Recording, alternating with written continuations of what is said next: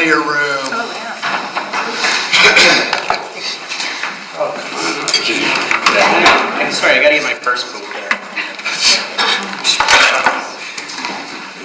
Okay, so we're going to get started. This is our night 2 of our budget review. And go ahead and turn it over to our financial director, Eve Newton, who's running the show. All right, good evening, Council. So tonight is our second night of the budget meetings, and I just briefly want to go over kind of the agenda for the night. We were ahead last night, so a couple of these things we've already gone through. But we're going to go ahead and start with Public Works, and then we're going to jump into Capital Projects Fund, and then I'm going to touch on some of the other funds that the city manages. And then we're going to talk, I know we say an hour, but probably not that long, on some unfunded priorities and just, as I mentioned previously, a reminder of some future funding options for the city. And then one other thing we're going to go over a little bit is the 5-year plans for the general fund. One based on inclusion vote effective 2020, and then one with the inclusion vote not passing and the city continuing to contract for fire services. Can I ask a question? Yes, ma'am. How come it's not 2019?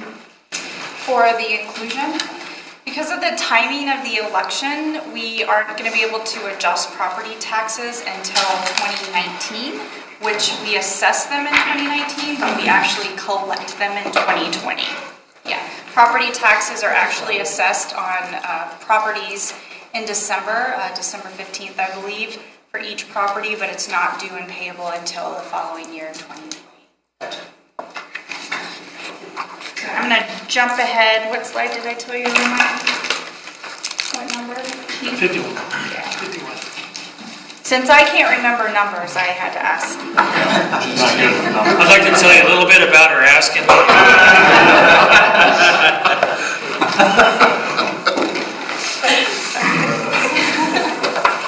All right, we're going to go back to policy question number 10. Policy question number 10 is ask of council to hire 2 FTEs related to engineering and for development review. As we mentioned earlier, we've had some growth in the city the last couple of years, and we also did a cost of service study review internally on engineering and community development planning review. And we've come to the conclusion that we need to hire a couple of more FTEs for the engineering side of this. And if you have any specific questions, I know Keith is here and he would be happy to explain the amount of work that is involved in currently projects that we have online and the technicalities of those. Let's ask council, do you have any questions or comments? Yes. Jerry? Okay, I gave you the question of how are we paying for the 2 new positions? And I know we're taking away something from the fleet services. So in this particular, the fleet services one is unrelated to this situation. So over the last several years, we have a certain amount of development review work that we pay consulting firms to do for us. That has continued to escalate. We had to double the budget this year to keep up with it. And basically they come and work at our site. And so we're going to spend pretty much $400,000 this year on those consultants. And if you look at the hourly, it's the equivalent of about 1.6 people. And even if I take the benefit section out, they'd be one of the 2 or 3 highest paid people in the city at that rate. So what we're doing is we looked at the rationale, and we looked at the expectation of continuing workload, and we believe it's in the city's best interest to, instead of spending $400,000, take that same amount of funds and apply it towards 2 FTEs focused on development review services, and then cut that the consulting line down to 85. So it's the same money that's in this year's budget that we're spending. It's a parallel and it's a different utilization of that. I'm cognizant of the question about, well, what if development slows down? If development slows down, then we adjust the organizational size. So we're doing with the discussion later in fleet, so it's not something that certainly I'm unfamiliar with. Those folks are going to be coming in as engineers, and we also have other opportunities with all the additional, I mean, if the fire inclusion moves forward, we have a lot more work to manage as well in the field. And we use a lot of consultants to do that work now as well. So Then part of the increase in engineering fees, would address that a little bit. So there's two parts to that. Last year at this time, we talked about the fact that basically for engineering services here, we were charging development 0 for those. And so we increased those based on an estimated number, and that's what's being charged this year. And at the same time, at council's direction, with finance and community development, we're doing a cost of services study that takes a look at all the components, how it fits together, and then what the cost of each component is, and bring those fees in. I believe at this point in time, we're actually projecting that most of this 400 is going to be covered by fee revenue this year, if I'm not mistaken, Tiffany, based on going from 0 to 400,000. And then we're going to have a much better understanding of what that number looks like and what it should be, how it should fit in with the marketplace when the cost of services study is completed later in the year. Thanks, Keith. So if we add these 2 FTEs, or these 2 positions, does that mean the engineering contracting out goes away then? It'll go down to about 85 for the development review. We still need to keep some in there, Okay. just because occasionally you come up with something that's a highly specialized review. For us, that's going to be something along the lines of Metro District Financial Plan Review. Rena? Did we ever use the consultants and attach them to a project so that they became part of the capitalization? So are we losing any of that? These consultants don't do anything related to construction. They do exclusively development review, so they would be tied to a project coming through, but since we didn't have fees, there wasn't anything really to charge for those until this year. And I just want to add on the revenue side, so in 2018, we're estimating that we're going to receive about $440,000 in engineering review fees. We did increase that to $600,000 in 2019, in the anticipating that we are going to increase the engineering and the community development planning review fees in 2019 as well. Which line item was that to? That's on page 45. It's the what is it? Is that the right line? Sorry. Engineering review fees, it's 01-301-5190. And just a reminder, on September 25th, as a kind of a budget cleanup issue, we do have the cost of service study as a final draft coming back to you and talking to you about what we see the increase to the fee schedule. And I'm sorry, I said the wrong number. For 2018, the year-end estimate is $275,000, and we increased that to $440,000 in 2019. The account number one more time? 01-301, lost it again. 5190. 5190. Thanks.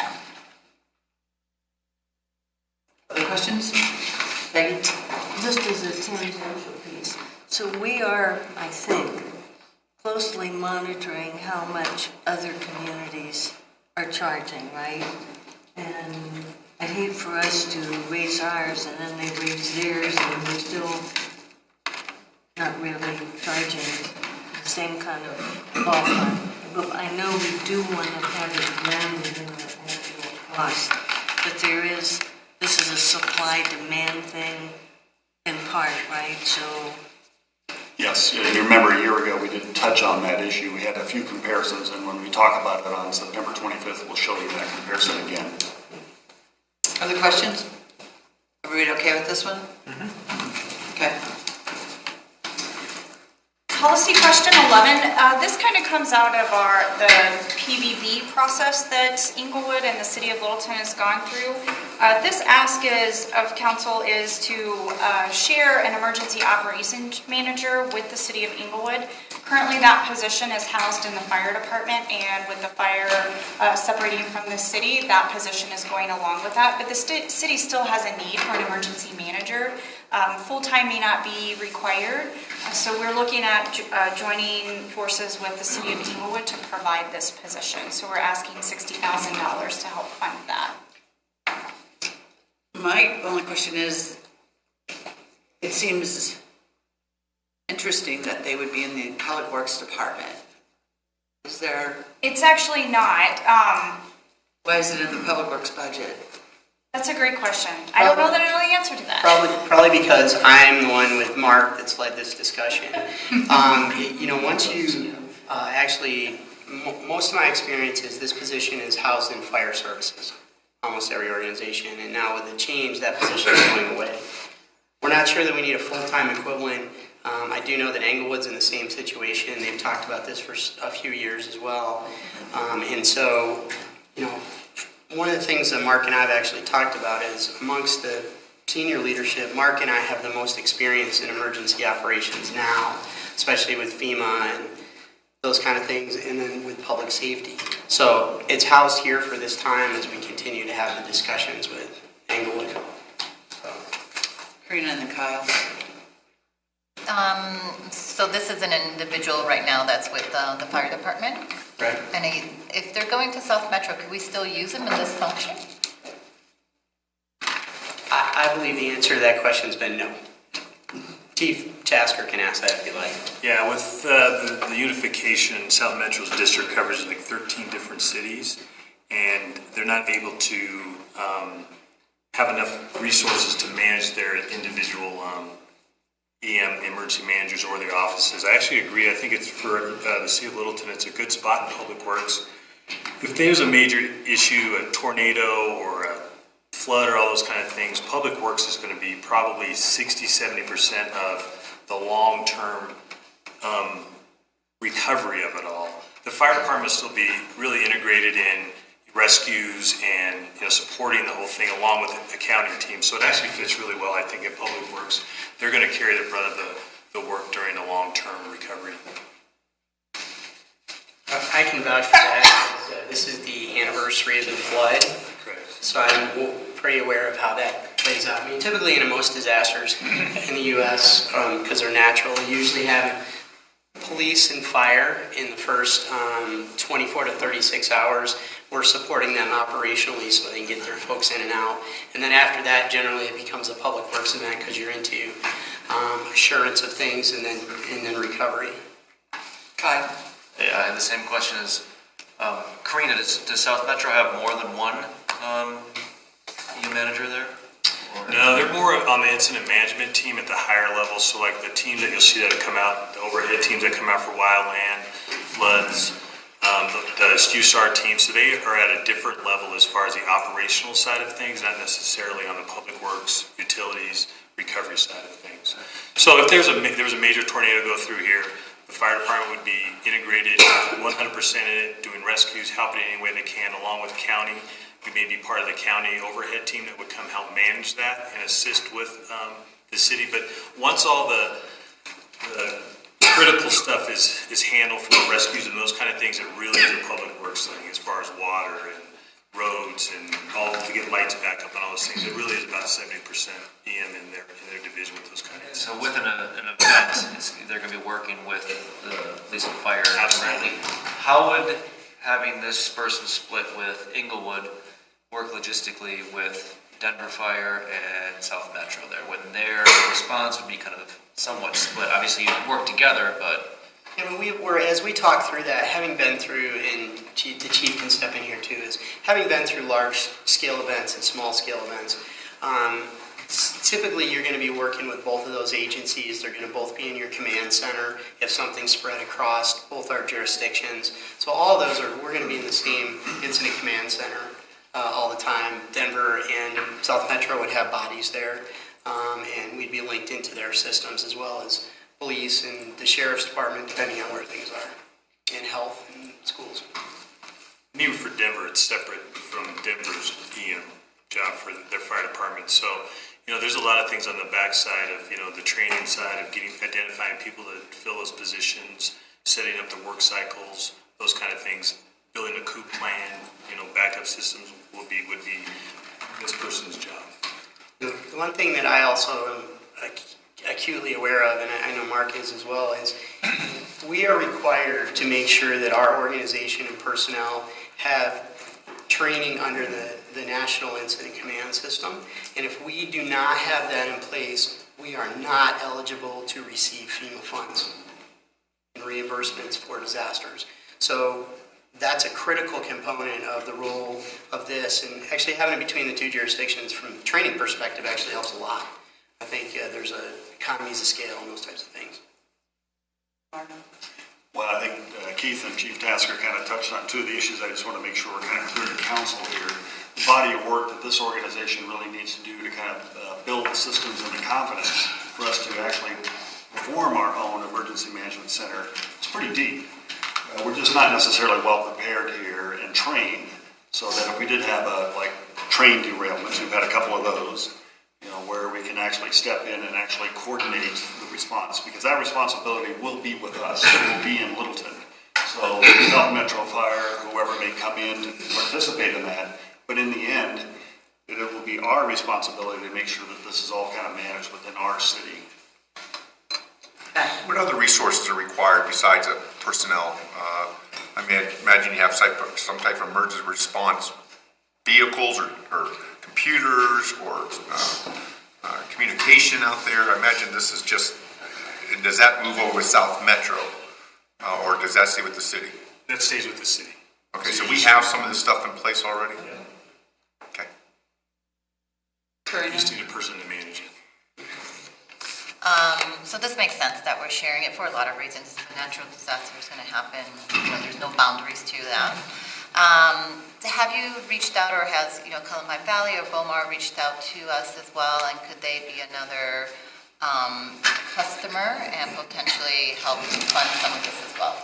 Yeah, theoretically, the discussion so far have just been between Littleton and Englewood. And this came up earlier in the year as the fire discussion moved along, and we realized this would be an organizational gap for us going forward. We started to look at potential directions we could go, and those discussions up till now have just been with Englewood, but we can certainly explore a wider possibility if that fits. So Englewood does not have this position right now? No, and speaking with their city manager, they've actually put a full-time position in their budget 3 times, and it's not come out based on the concern that they don't have enough work to do. So it kind of fits from both perspectives. It meets both our needs. We get some economies, and it's a need we definitely have going forward. So I would suggest one thing, that if Englewood, if they put it in the budget again and they put it in at half and it doesn't pass, then I think you need to come back to us with Plan B, because I think that position is crucial. But this budget is dependent upon what their council will do. So. Yeah, absolutely. We recognize that. It's just, with all the changes going on, we just need to look at where we need to go and make sure we're covered. And, if this one doesn't work, we'll work into Plan B or C and go from there. Jerry? Yeah, and Chief Stevens, we do, is he paying attention over I there? am, like I said, every word you're saying. Sorry, man. Put it away. No, are we purchasing or procuring another emergency or control center? No, not that. No, we have one now. It's the old. Yeah, we do. We have not made any plans yet to update that one. So we still have that one. Yes. And it still does what we We also have some regional assets that we can use that are managed currently by Greenwood Village. They have a mobile command post that was paid for by federal money that is accessible to us as well, should we need it. Any other questions? Peggy? Yeah, this is a low-level one, but we had the CERT training. Some of us still have our CERT gear and stuff. So how and who is going to be down at the real low-level booths, facilitating a lot of people in their neighborhoods and all? So it's typically set up, with there's a commander, operations, logistics, planning, all those things. So, finance would be somebody from Tiffany's division. Public Works would have a leader from their division. You'd have a liaison from the fire department. You would have a liaison from the police department. So it's all in-house. It would be the directors and their staff that would help do that. Peggy, are you asking about training for citizens? Yeah, and practices and things like that. Yeah, that's something that, from an evolutionary perspective, that whole structure we're still not strong on at the top, and so that's something that comes with the process of building out a strong emergency operations effort. If we're not strong right now, it would seem like we're going to get a hell of a lot less strong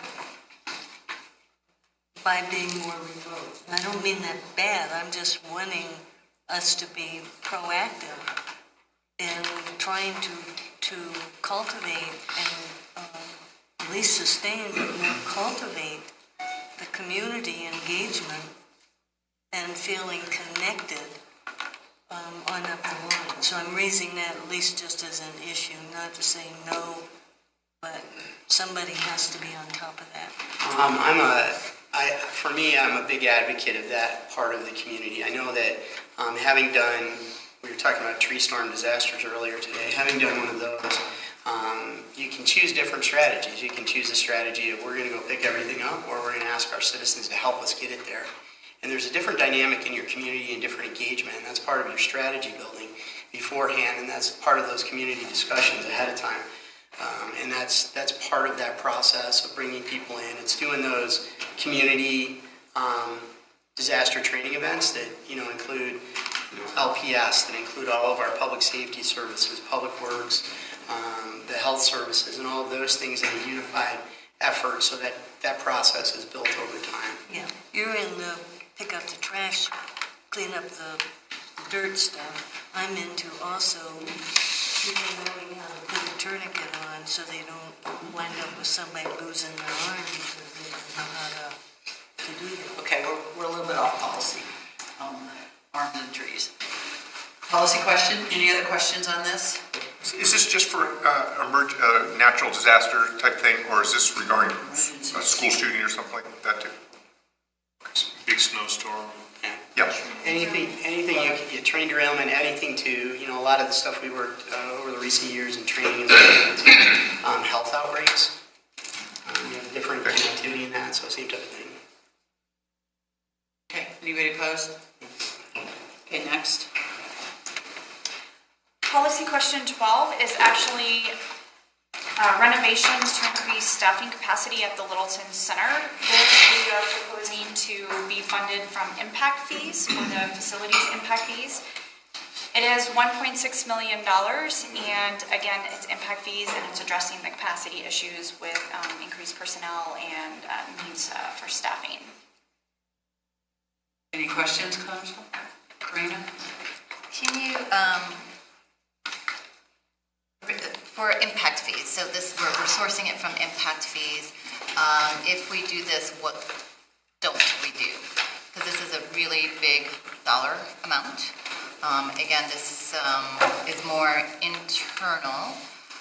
So how else can we use impact fees that is more, again, customer facing and impactful to our community, at least visible from our community? So for the facilities impact fee is a little different than fire or police. With fire and police, if we add capacity, we can build a new fire station. We could purchase new police vehicles, which we did with police impact fees. Facilities are more for buildings, administrative buildings. So as we add to our fleet, number of fleet vehicles, we may need to expand the fleet building to allow for additional bays or allow them to work on more vehicles at one time or something. So facilities is just a little different, and I think the outward facing would be potentially expanding, like I mentioned, a garage or something of that nature. But this is more addressing the administration building, so if we want to build a bigger administration building, we would use facilities impact fees for that. Is facilities broad enough to encompass the library, the museum, any municipal building, essentially?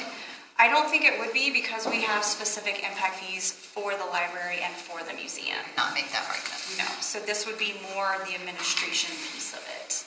Did it apply to things, sorry, I'm going to keep asking, parking, public parking? I could probably have It could be a to... facility supported by the city. Go to something like I that? think that would have to be parking for a building like this. Like an administration. The nexus wouldn't be there, like going and building a structure downtown or additional surface parking. That you have to have a real distinct nexus under impact fees and basically use fees like that. So I would, based on my read of it, I don't think that that would fall in the bucket of this. Who would challenge it? Who's challenging or defining this? I wish Steve was here. A lot of how this is looked at has been defined by the court system in Colorado. Impact fees, grew substantially first in the 80s, and then really after Tabor, there was a big push on. And there's every community taxed a little differently, but they must have a direct tie to growth and in the specific area that it's tied to. The way legislation is written. I think one of the things to think about too is that this is a community asset. We have something like 35 buildings. 30-something. 30-something buildings that are all community assets. They're all owned by the citizens. This building is, when I think, this building makes me nuts. And the public comes in here, and the public is always in here. They're engaging with the police, they're engaging with permits, they're engaging with the sales tax upstairs, all of that. So they're always in and out of here, and this building is just, it's a struggle to get around, it's a struggle to heat, we sit here and watch the rain come in the door when it's raining outside. And I think the thing that's struggling to me is that we haven't been taking care of the community asset. It's kind of, and mostly because we have been challenged with budgets, and so we take care of our building last. But I think it's getting to the point where people are stacked on top of each other. We still have people working in closets. People are, the talk yesterday from Noel about changing the culture and supporting people and creating this customer service oriented and all that. I think it's investing into the place where people work 8, 10, 12 hours a day is equally important. So I support this, as we've needed to do this for a long time. I'm glad we found impact fees to do it and not pulling out of general fund, because that's why it's never been done. Questions? Comments? Karina? Questions, comments, Karina? So number 13 takes it out of the capital project. I want to protect our capital projects fund as much as possible. So is there any reason why that 190 is an enhancement to our buildings, our facilities? Why can we take the 190 and take it out of impact fees as well? Generally speaking, what you're seeing in question 13 is maintenance. And there has to be a nexus between growth. So maintenance is definitely not within the bucket. That's something that's been litigated a lot here in Colorado. It's very specific that it has to be capital related and it has to be related to growth. Replacing courthouse lights is not necessarily related to growth. It's just, like Keith said, maintenance. Questions? So clarification then on council chamber. If we renovate that means we increase the seating capacity? So what we've done so far is during the course of this past year, there's two things going on in facilities areas. Much like our asset management work we're doing with the sewers and the storm, that project is underway right now for facilities for the 300,000 square feet because we've already gotten rid of fire stations. I'm going to be pretty direct. I'm not sure that you can get a council chamber remodel inside this 1.6 million. Yeah, you would probably have to spend close to 1.6 million just to renovate the council chamber. Yeah, so my question is, it says we'll address the council chamber. Is that the future projects isn't in this, or it is? We worked with an architect last year and worked through just the office spaces, all of those things, and that number is even more than 1.6. I'm just looking at the sentence, so that's here. It's not in this, it's not included in this, no. It's just in future, different money. So that's future. Okay. Yeah. But we'd love to take that one on now. Certainly those of us that spend time in there would love that. I wasn't quite sure if how ambiguous that is. Okay. Slightly ambiguous, but anyway. Any other questions? For this one as well, for this one as well, I think given that you are tying it to customer service, I would love to see a correlation to survey results, et cetera, that they have better access, they know how to engage with the city staff, and hopefully we can draw a correlation between these changes and the service we provide.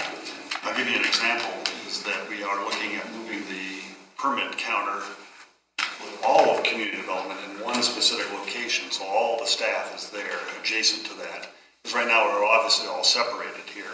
So from a customer perspective, it would be much easier access if you have a request for a building permit or a deck permit or whatever it might be, it's all in one spot. But one of the things I think, Jocelyn, you've already done is you've been starting a kind of a questionnaire asking about people's experience with kind of the one-stop shop. So that's something we could continue even after the remodel here and present that to council. Sounds good. Everybody good on this one? Yeah. Okay. 13. Okay. Policy question 13, these are projects that will be funded out of the Capital Projects Fund, and the total is $190,000. The replacement of courthouse lights, Bellevue campus plan, LPD lighting, drywall in this room so it won't echo as much, and LPD and Littleton Center parking lot lighting. So just as a side note to add to this, the 1, 2, 3 lighting projects, so A, C, and E, those, depending on what the fixture is, we'll get anywhere from 30 to 70% rebate from Excel by doing those lights as well. In the courthouse? Have we already applied for that with Excel?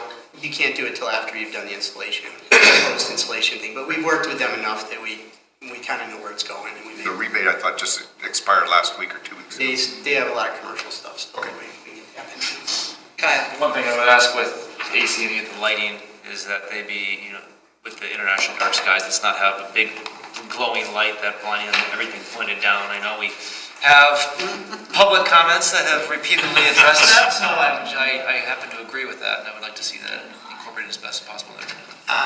I can say from my perspective, I think that's absolutely on target. Okay, thank you. Any other questions, comments? Karina? All right, all good on this one? Yep.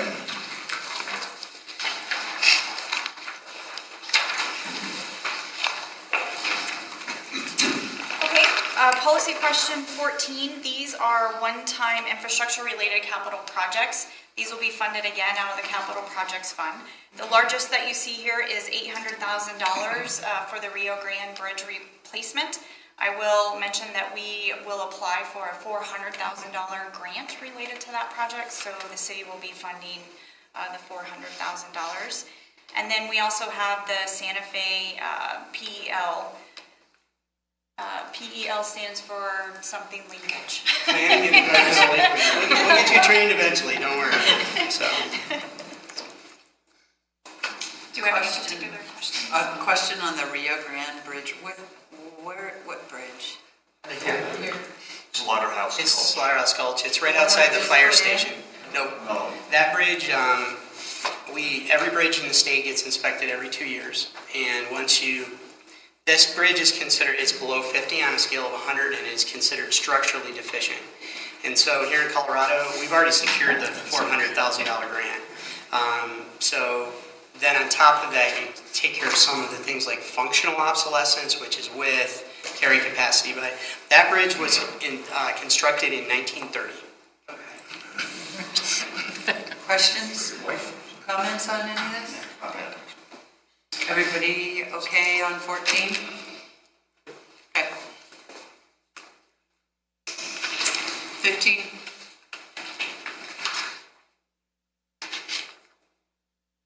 Going too fast for you, Tiffany? I'm looking, sorry. Yes, you are. Up around, Chief. Skipping right through here. Number 57. It's in the middle of Candy Crush. The camera can't see you from that angle, so he's fine. All right, so we're going to switch gears a little bit now, and we're going to talk about the sewer fund.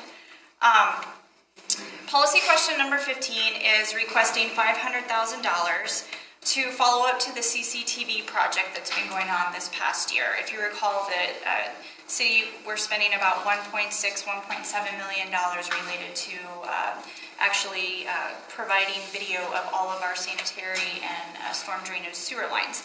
And this kind of comes from that. We know that we're going to have some repairs and replacements that we're going to have to do in the next probably 15 to 20 years. And so this is starting that with $500,000. The other thing that we want to do is do a rate study for the sewer utility fund for the collection side of the city, and as well as in conjunction with the plant.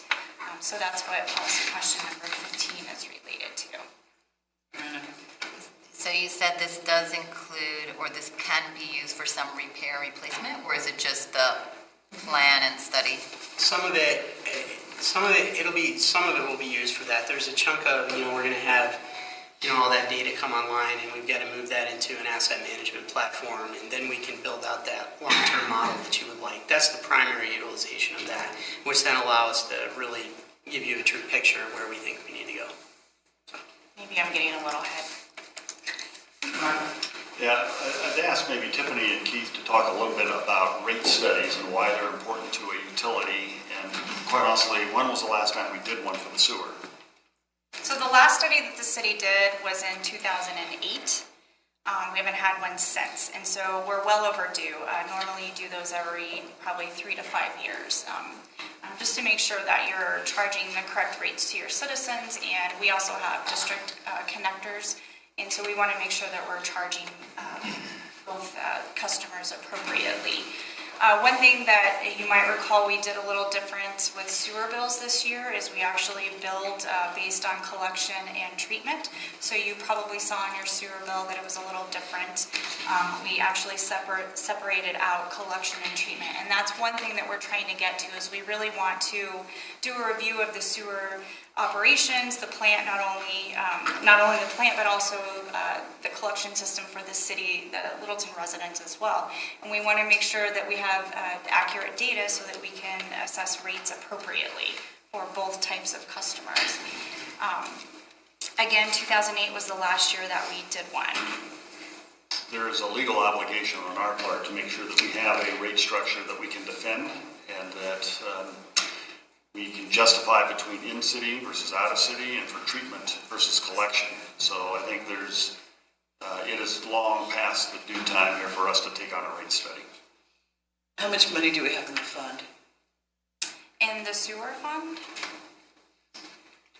21, I think, is projected for the end of the year. At the end of the year, about 20.5 million, so quite a bit. But don't get too excited, because we're going to be looking at a 5-year rate study internal plan.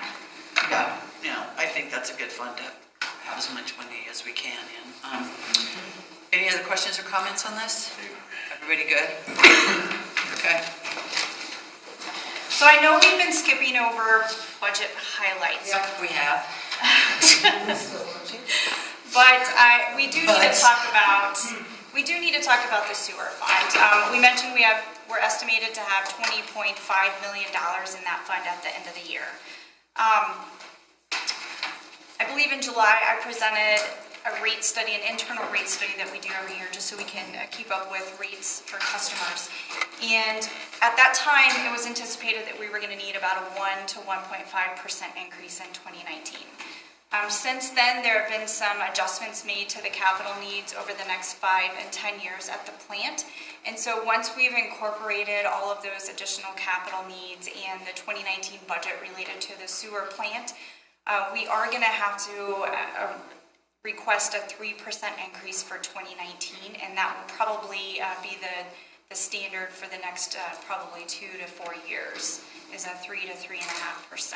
And again, we will adjust that annually, and as soon as we have the actual rate study completed by an outside agency, we definitely will look at that again and see where we are at that time. But currently, we're recommending a 3% increase for 2019. If I may put that in perspective, a 3% rate increase, that's basically the rate of inflation. So for us to be in the position we're in, quite honestly, we are very, very fortunate to have kind of the reserve sitting there. And if you remember the joint meeting here, we were looking at a significant capital investment here to meet our permit requirements here in about 4 to 5 years. And if I remember right, the total between the two cities was about 70 million. Is that right? Okay, 70 million, so we have to pay half of that. So that 35 million, I can do the math. It's my math.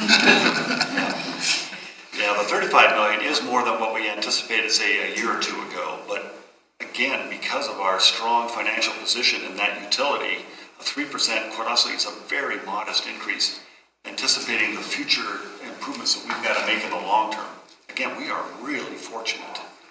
One of the things about this fund too, this rate, over the years,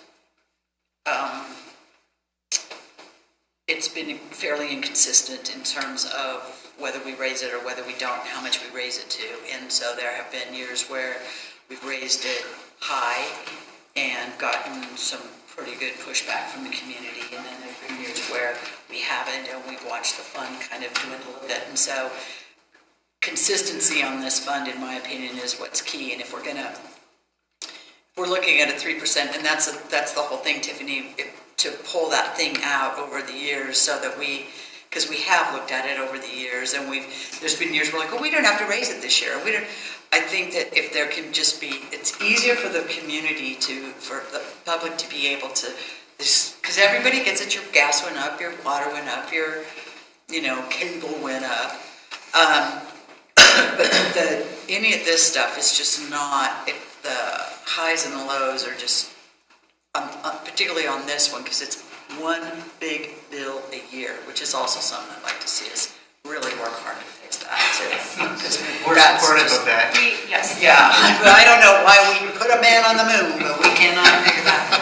Pat, did you have a question? Okay, anybody else have, Karina? Let's not make this a habit. We just had the previous policy question, approved funding so that we could do a full rate study for the sewer enterprise, which will start in 2019. So is this increase after we've done that full rate study, or is it, we're going to do this increase, we're going to do a full rate study, and then we may change it again? Yes. So we're adjusting potentially twice in 1 year? No, not in 1 year. No, it would be annual. We wouldn't adjust it in mid-year. So there's a lot that we're asking citizens. The citizens are going to have a lot of things that they'll be looking at the ballot, all of them affecting them personally in their pockets. And this is another one. I'm just asking is, given that we're going through this full rate study, wouldn't it make sense for us to just do it at 2020 and at that point really know where we stand, for what purposes, and even be able to quantify and further, justify the need? So there's a couple of things going on here. As we divide into collections, that's us. That's the work we're doing now to underlay that rate study.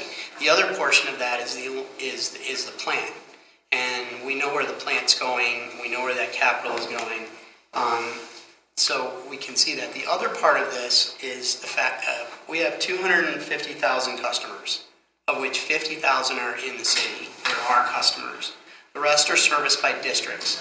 And the district customers, I can tell you, this is from the most recent board meeting, or supervisory committee meeting. The districts would prefer us to be consistent, because there's a huge ripple effect for them. The example they give us is, we know we plan multi-year, Denver Water is going to be 3, 3, 3, 3, 3. And so our ability to be consistent for our district customers out there is important as well. How much does 3% get us in a given year? How much incremental revenue? So 3% is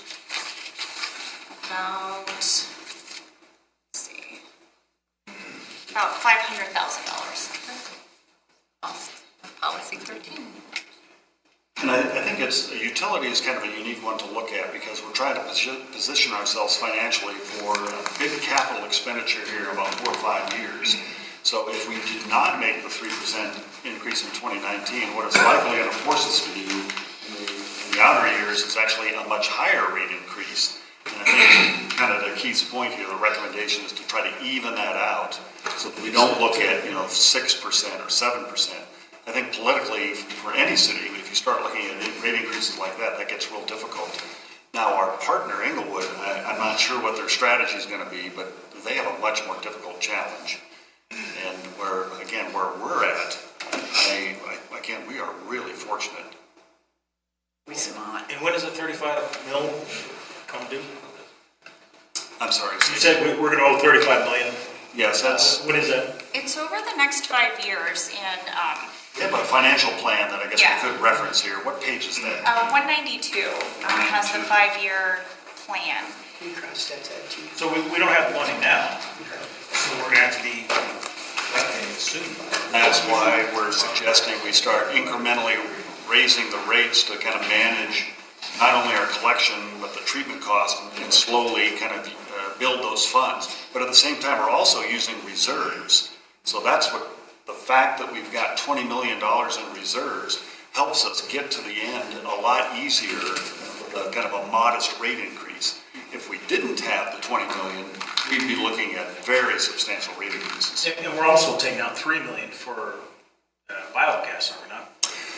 Yes, 4 million, yes, correct. And then we plugged into the sewer utility the actual revenue that we would receive here through the RIN process. So that's why, I can't remember what the payback period was. I believe now it's 4.5 to 5 years. Yeah, roughly 5 years. So again, after 5 years. That helps the ratepayers. Exactly, that helps the ratepayers. Yeah. So there's a line item that says capital projects by city treatment, and you'll see in 2019 it's 3.6 million, in 2020 it's 5.5, and in 2021 it goes up to 10.5, and then down to 6.9 and 6.7. So that's the accumulation of the 35 million, and then there's some additional capital needs at the plant as well. So Mark, could you explain how we got the money in the bank? You talked about we have this excess, we have money, We do. and how did we get that? You know, that's a fabulous question that I've been trying to understand since I've been here, because it's unusual for any utility to have that kind of reserve. Maybe Tiffany can help out, but I think it's growth to a large extent, probably the tap fees.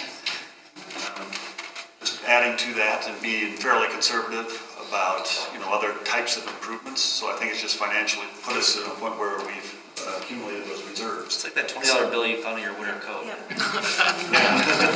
So the growth, in a sense, gave us money, but the growth, in a sense, is also causing the need for more money. That's correct. Right. And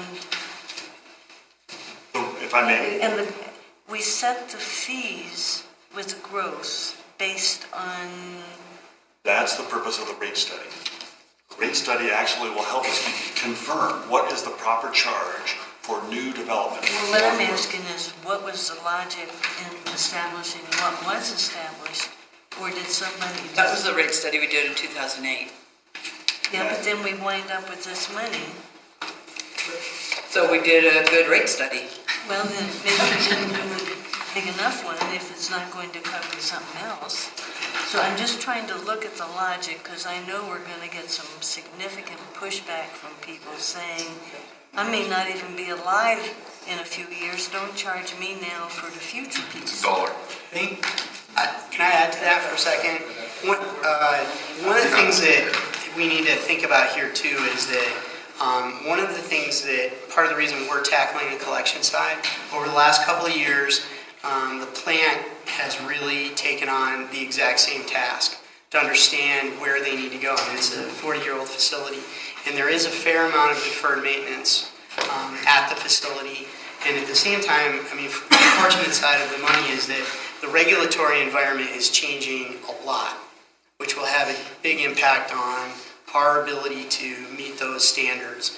And right now we're in a position to buy ourselves some time, in essence, to help us do that. So there's a combination. We've got I'm expecting a fair amount of deferred maintenance when our video study is done, and we'll talk to you about that, but there's also that situation. So we've got deferred maintenance that we don't have the money to pay for, or we have deferred maintenance that we collected money and now we can do it.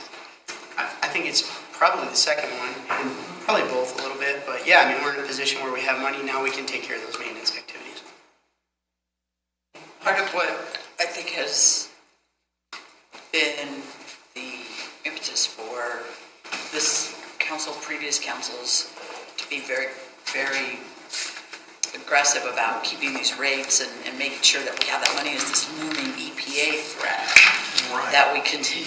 And that, you know, that's in the and I think the last number I heard was $165 million. And that gets pushed out, and that gets moved around, and they hear all kinds of stories, but at some point, regardless, we own a sewer treatment plant, and the EPA makes judgments on sewer treatment plants based on the East Coast, where it's nice and wet, and they can have a whole different way of operating versus our dry climate out here. So we've just always been very, very, very aggressive about making sure that we don't get caught, you know, without any money when we need it. So I think it's been smart, clearly. Everybody okay with all this? I have one question then. So Yeah. for this pending $35 million that's coming out within 5 years, where is that in the financials? Do we address that somewhere in there? What was the page again? 192. So the 5-year plan shows the city's portion of the 70 million over the last 5 years. The numbers that I kind of mentioned earlier, the 10.5 in 2021 and the other years. Yeah, I'm looking at that page. Where do I see $35 million? Well, if you add them all up, hopefully they come close to Buy that. some treatment. It's a line. ruler, not a calculator. All 5 of those in 2019 through 2020. It still isn't clear to me where it is. There's a line item that says capital projects by city treatment, Yes. kind of in the middle of the page. Okay, okay. Yeah. So add 3.6, 5.5, 10.5, 6.9, 6.7. So then, where do we plan on collecting? That's our expenditure. Where do we plan on the revenue to pay for it? So up at the top, the first line says total revenues. So if we incorporate the rate structure that we have set here, the 3%, 3%, 3, 3.5, and 3.5, we will have enough money to cover those expenditures, and we will also still meet our debt requirements because we're required to maintain a certain amount of money in cash for our debt requirements. So I assume there's a sub-account somewhere that breaks that out. Oh, yes, Oh, yeah, yeah. yeah. Yeah, this is just a summary. You don't want to see the No, whole. not a ruler. I don't think we have a wall big enough. Okay, thank you. If I may, just maybe one row there that's, I think is important for councils to typically look at is towards the bottom of that chart on page 192 where it says net ending cash balance. And so when you look at that, the estimated here for 2018 at 23 million, and then you can see that we're slowly spending down that cash reserves so that by the end of 2023, it's a much smaller number. So again, that's to our financial advantage.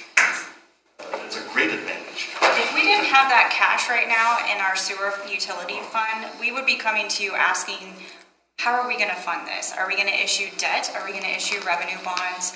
Are we going to go to Colorado Water and Power Development Authority and ask for a loan? So that would be a completely different discussion than we're having today. Fortunately, It's by 20%. It's our advantage now to have the $22 million, but in 5 years we'll only have 3, so It's it'll gone. be a little riskier. Yeah, correct. Something where yeah, but I have projections past 2020. Does that include the RIN credits then, if that's, The RIN credits Goes are like we hope included it in will. there. What's that? if that goes like we hope it will go? Yes. I'll kick in right about 2023, I guess. And I actually think I'm pretty conservative on the RIN credits because there is discussion that there's the potential that they're not going to be available after a certain year. So we did decline the RIN credits coming in after that year, but you know, as long as they continue, it's going to be a positive towards the fund.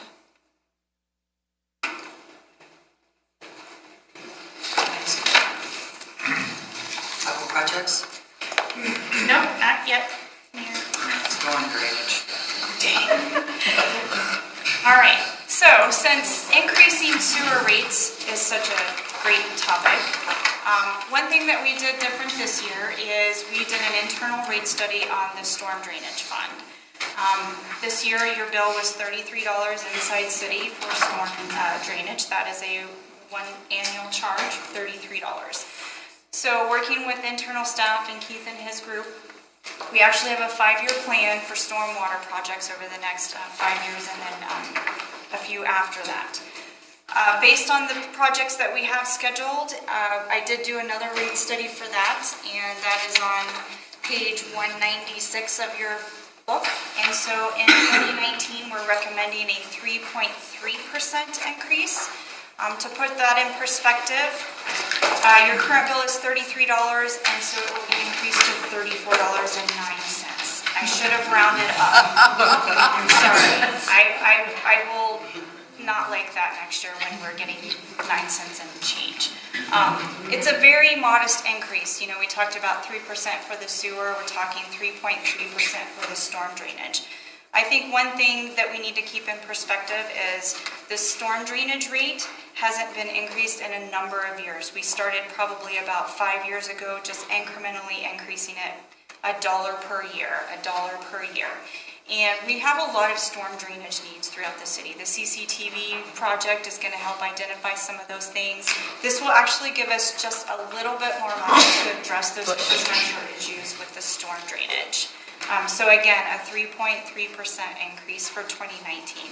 And again, we're going to continuously look at that and look at the projects and the needs, and we may need to adjust that in the future as well.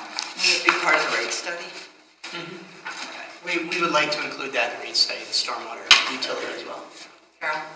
Does this include working with the Highline Canal Conservancy? Right now, the Conservancy asks us for $20,000 a year. That's what they've asked us for. We've asked them to provide us more of a long-term plan so that we can continue to engage there. I would expect we'll see more of that later in the year, but right now, we only have an ask through the end of next year. Is that included in Yes. In this? 20,000 is in there, yeah. Yes. Any other questions?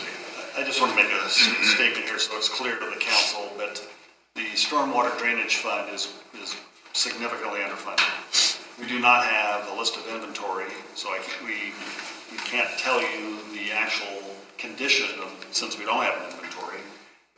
Remember some of the council here a couple of years ago, we had a significant culvert collapse underneath Broadway. It took the entire annual budget just to fix it. It was an emergency. So it was an example of something we weren't aware of. And so to Keith's credit and the public works staff, they're trying to get the inventory and assessment so we can plan for it. We've also done some comparisons with other cities. Our storm drainage fee is about the lowest in the state, I think second to Inglewood. So I think we've got a real challenge in the future. So I do believe that this increase is just modest, but our challenges in the future here will be probably pretty significant. Carol? If we're underfunded, why don't we increase rates more? Yeah. $1.09 doesn't seem like a lot. A year. A year. I don't want to make that mistake again like I did last year, saying $1 a month. So I think part of our discussion internally is, especially this fund, we think it's important to get through the inventory process, take a look at how a lot of our regional facilities interact with urban drainage, things like that, so that we can build out what we think is an appropriate plan. And another year we'll be okay. And I think it's easier to communicate to the public that we've done this work, we've got data, we can show them that, look, here's what we're seeing, so we do need to do something different financially. It's just an easier conversation politically. I can hear that, but you're going to be quoted, at least someplace, probably in print, saying this is significantly underfunded, and we're going to keep it underfunded. And that makes no sense to me. If it were even just an increase of $2 a year, it would be slightly less underfunded or whatever. I mean, Council's prerogative, what would be somewhat underfunded versus significantly underfunded? Do you have some idea on that? I don't think we can tell you really the magnitude for which it's underfunded here, because we don't have an inventory, unless Keith's got some insight that I'm not aware of. If you look at what we've done from a capital perspective, basically for, as far as I can look back, we said 600 a year, 600 a year, 600 a year. $600,000 a year for capital expenditures and maintenance. And I know we have some new staff, and we've had some great advances in the last 12 months especially. And even the 5-year plan that we have now, we do have some gaps in there, but it's based on our best knowledge of the system today.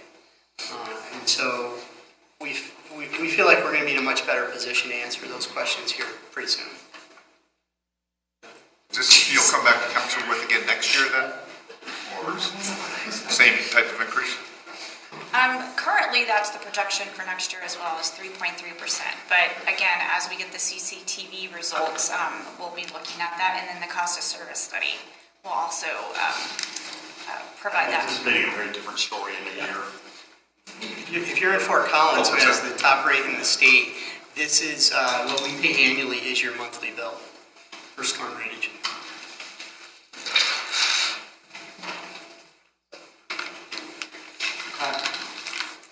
Anything else? No capital projects? You sound so hopeful.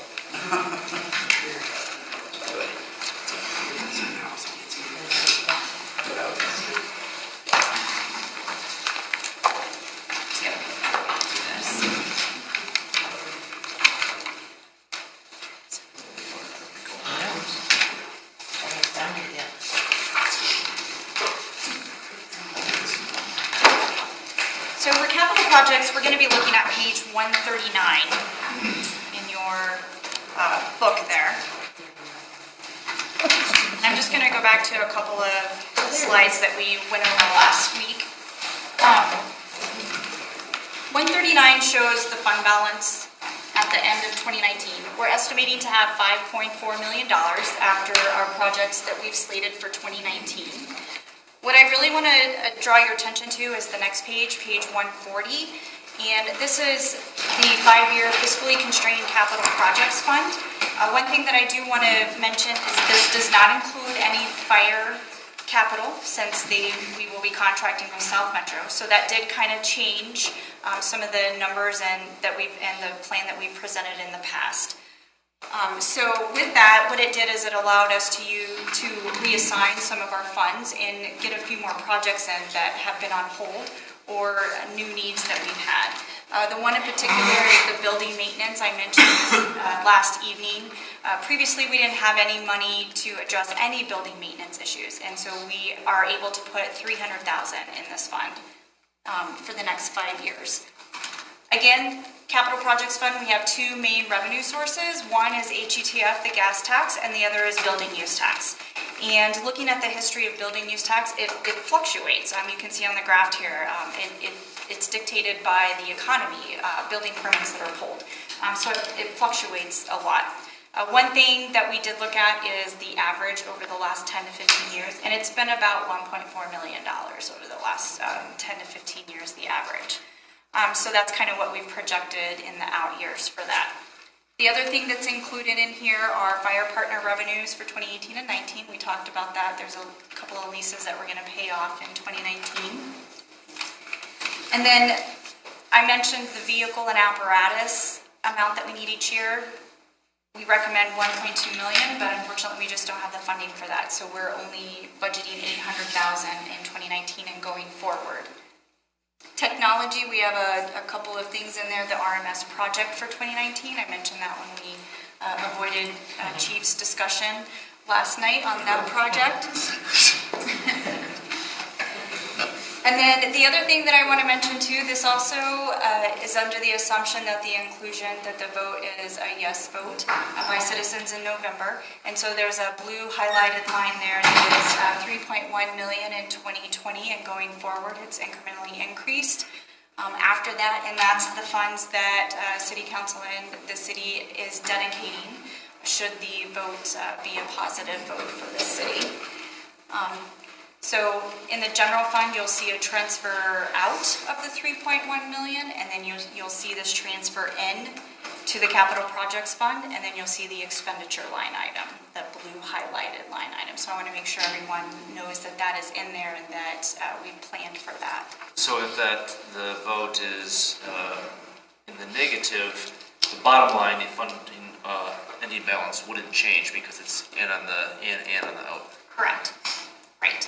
Because that's dedicated specifically for streets and infrastructure, if it does not pass, then we would reduce the street and infrastructure by 3.1 million, but you're correct, the bottom line would remain the same. And just a reminder, by ordinance, when the council passed this, that annually you would take that 3.1 and actually dedicate or set projects for the next coming year. So there'll be a very detailed conversation about how we're going to spend that 3.1 million, and the council would approve that. And so every year it has to be transferred out of the general fund over to this? Yes.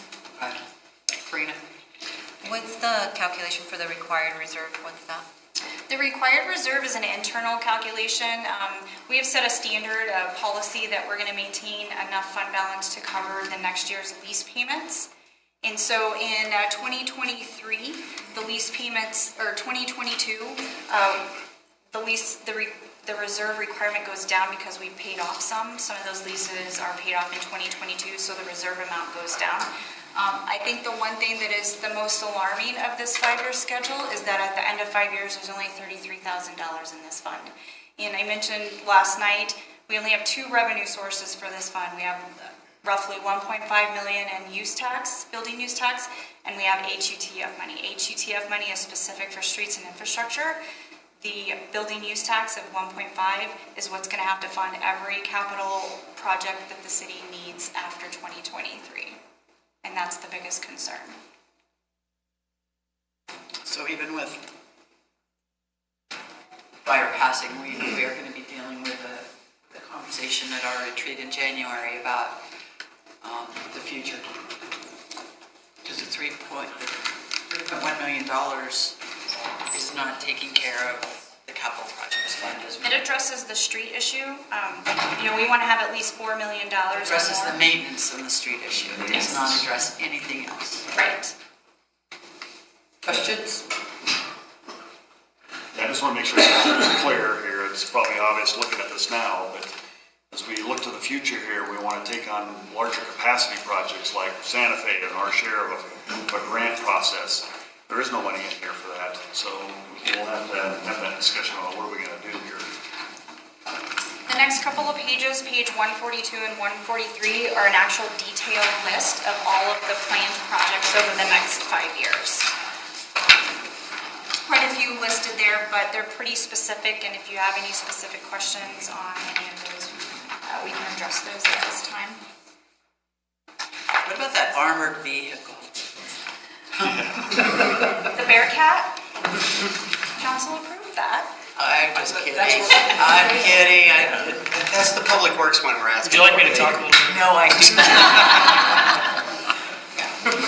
We're got an engine replacement for it already too? For 9,000? We've talked to council before about the need for some kind of funding method for the capital projects fund, and this shows you right here. These are the only projects that we're able to fund over the next 5 years. There are so many more projects. We have over $85 million of additional projects that we know of, and there's more than that out there that we don't even know of right now. And, Building 2, the service center Building 2, that's an issue that's in here. Santa Fe. Keith has talked about we're going to have to fund a portion of Santa Fe when we address those issues at Mineral and Santa Fe in general. That's upwards of $20 million that the city's going to have to fund. That is not in this projection because we just do not have the funding for that. So we're definitely going to have to address the ongoing needs for infrastructure for the city. We had talked about the elevator at the courthouse. Isn't there something? There. We talked about the elevator here. So we actually just replaced or repaired the elevator in this building in 2018. I don't know that we did one at the courthouse. It was this one. Yeah. Just this one here. Yeah, it was closed for a few days and citizens let us know. Jerry, I have a question on Santa Fe where we don't own Santa Fe, so we're not responsible for it in a sense, other than with police services, I guess. But why is it that we have to keep contributing more money into Santa Fe when it isn't even, for the most part, Littleton citizens? I mean, I'm okay with letting it turn to gravel. So we can fix Not side with Jerry. So we can fix our streets in the city that our citizens live on and pay for. I think that is the policy question back to council is, do you want to participate in trying to address the congestion? Because if the city doesn't participate, CDOT will not fix it. Right. I hear our citizens complain about it. But you know what, and if we don't participate and the state does nothing about it, it's going to get some different attention. We just can't continue to pay for the state highway and not take care of our internal streets. I mean, who here doesn't go to a party and get asked about our street in front of their houses? Yeah, I think the 3.1 million in this election in November certainly is going to go and address the internal street maintenance issue. So that is a huge success if the voters approve that.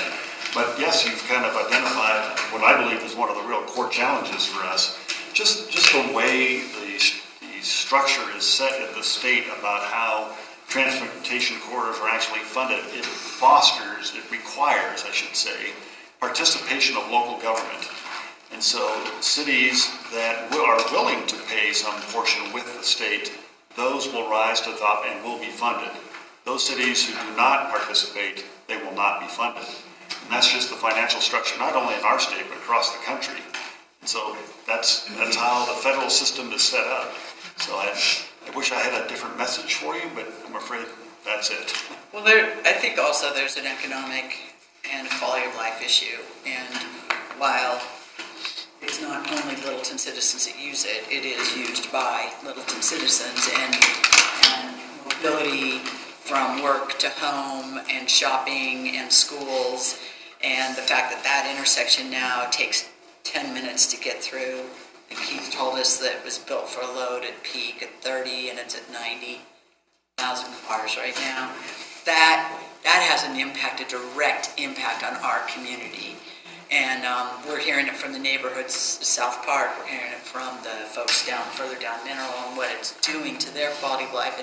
And I think that the good thing about a project like that is no one entity pays for the whole thing.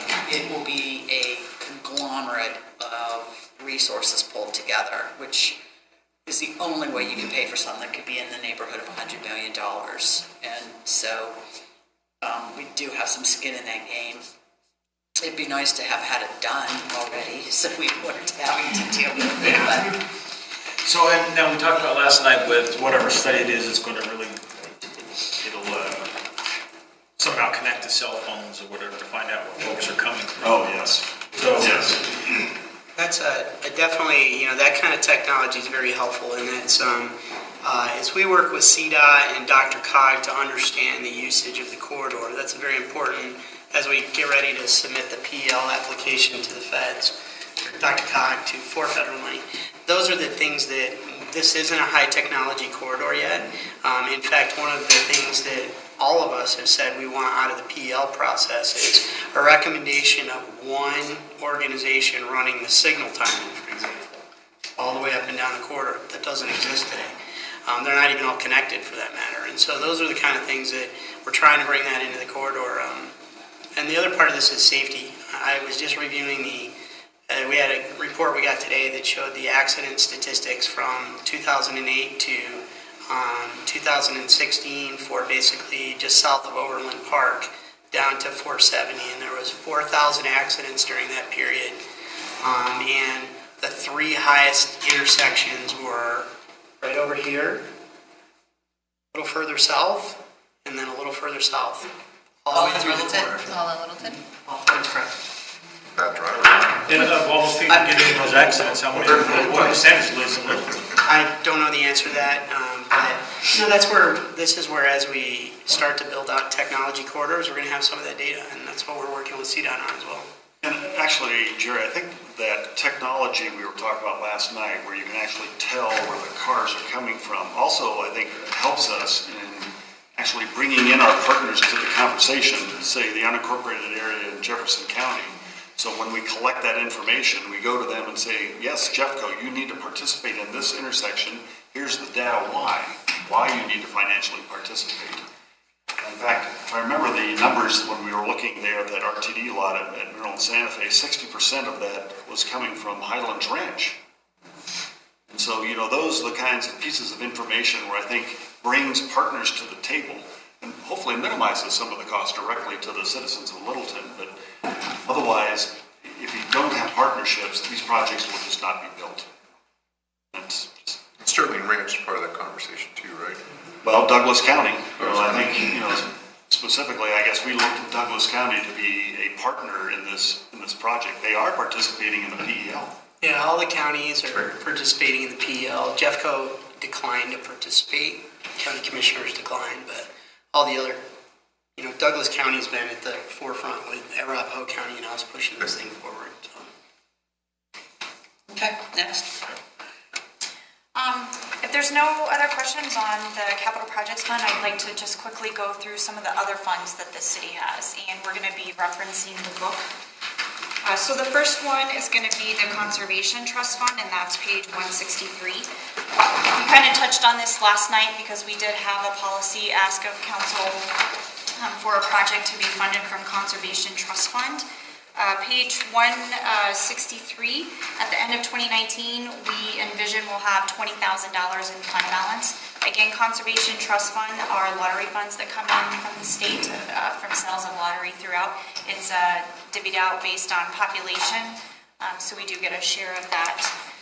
Page 164 is a 5-year financial projection for the Conservation Trust Fund.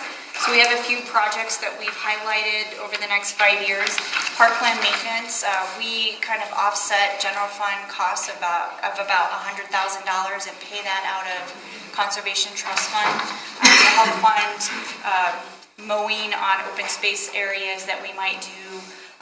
Kind of our personnel, just kind of offset the personnel costs in the general fund. And then we also fund a portion of South Platte Park from this fund. Primarily that comes from the open space fund. We're allowed to use up to 20% of our open space revenues from Arapahoe County on maintenance. And so we fund it out of open space first up to the 20%. And then any overflow over that comes out of Conservation Trust Fund. And then we also have some that's paid from the general fund as well. And then we have a few projects in the out years. 2019, we mentioned the library consortium that would be paid from this, from the lottery funds. Oh, that's impact fees for that one. Oh, I'm sorry, there was something It's from... the boiler and the Oh, the boiler, condensation tank. that's right, and the condensation tank, but I don't know what that is. How come our revenues fluctuate so much over projected at least over the next 5 years? They're pretty stable. Well, 239, 215, 20, 110. Am I looking at the wrong line? Those are available. Oh, I'm sorry. Oh yeah, that's ending fund balance, sorry. Okay, I was wrong on that. Yeah, it's pretty stable, if there's a high Powerball of $500 million, we tend to see a little more revenue that quarter. People tend to buy more tickets when the lottery value is high. All right, moving on. Page 169 is consolidated special revenue. This fund has a lot of smaller, what we call sub-funds in it. One in particular are the PEG fees. This is the money that Kelly uses to help broadcast on Channel 8, so there's a line item for that. And then the other one that historically has been pretty large in this fund is wildland fires.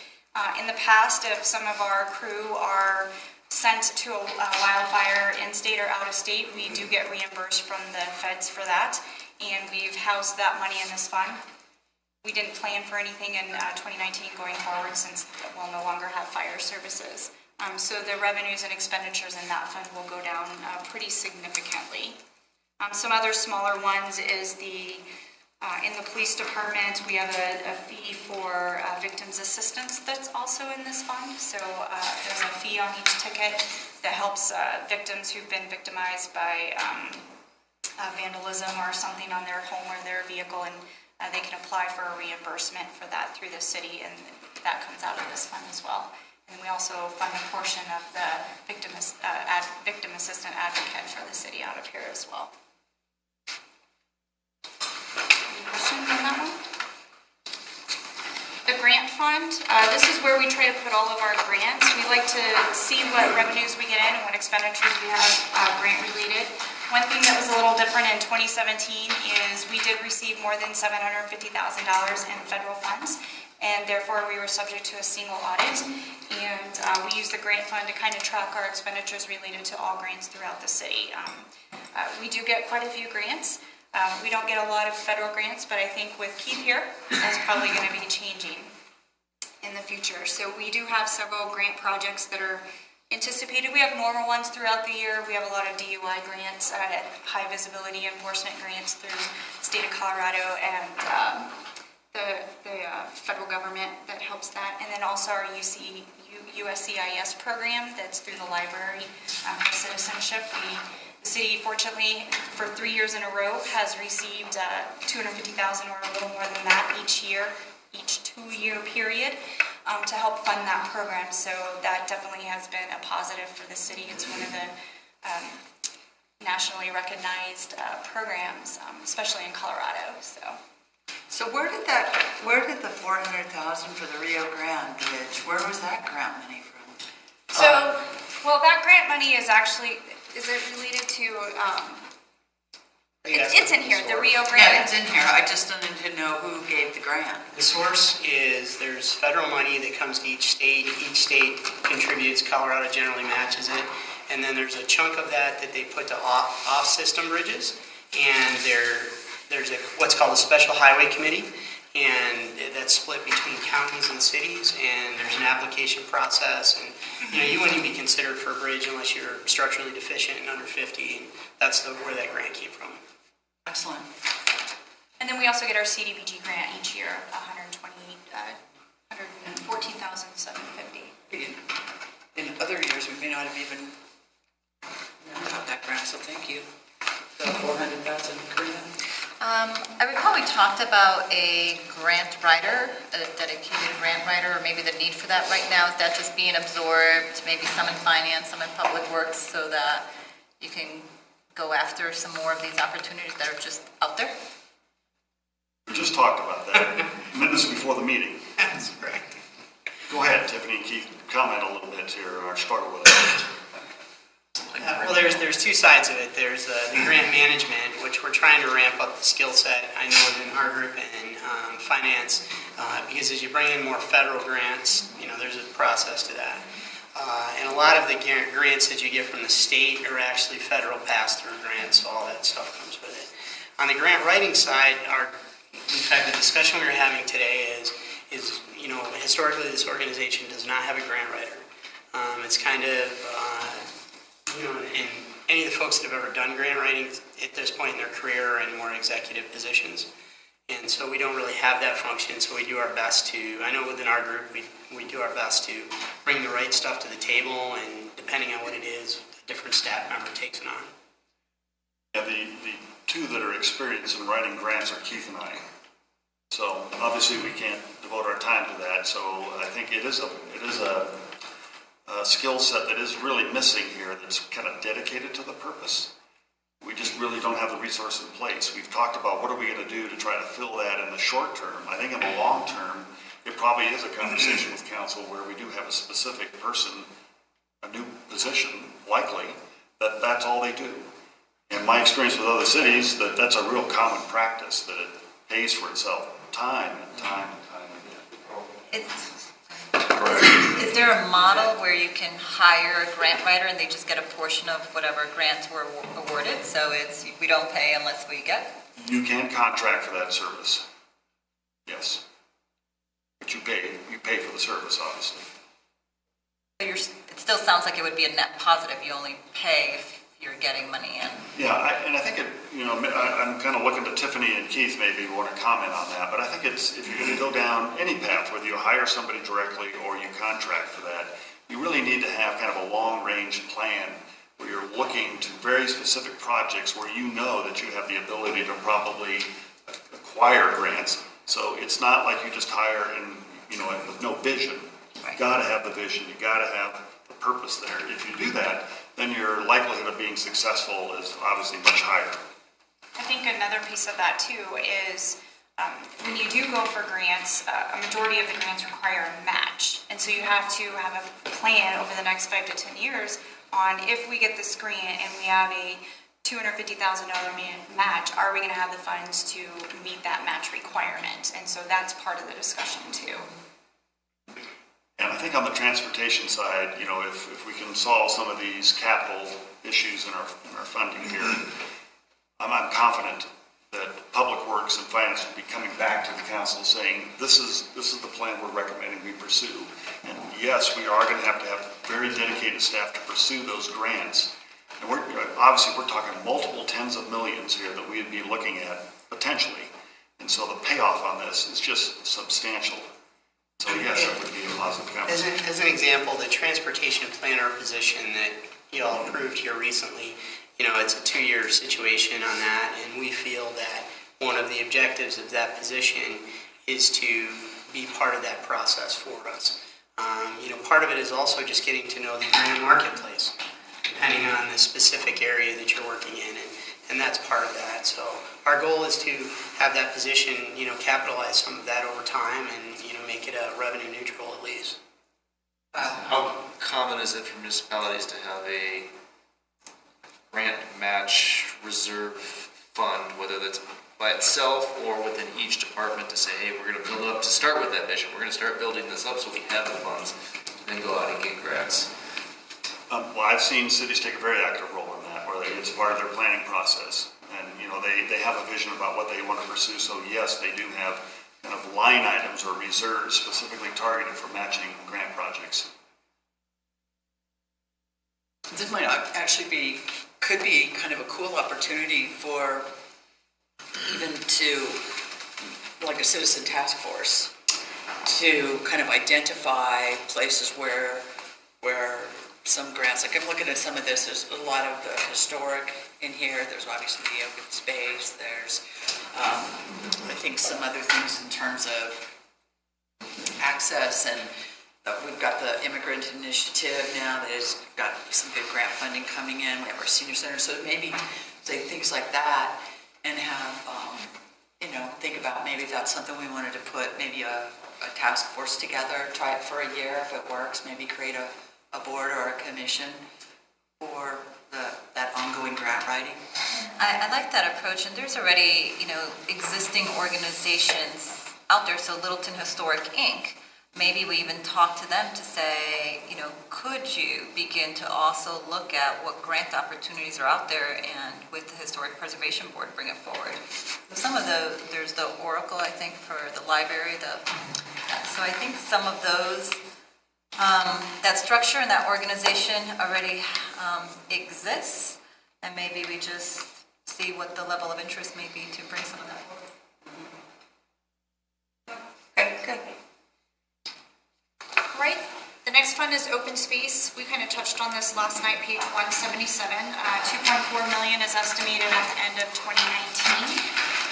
The next page, 178, is the 5-year financial projections for the open space fund.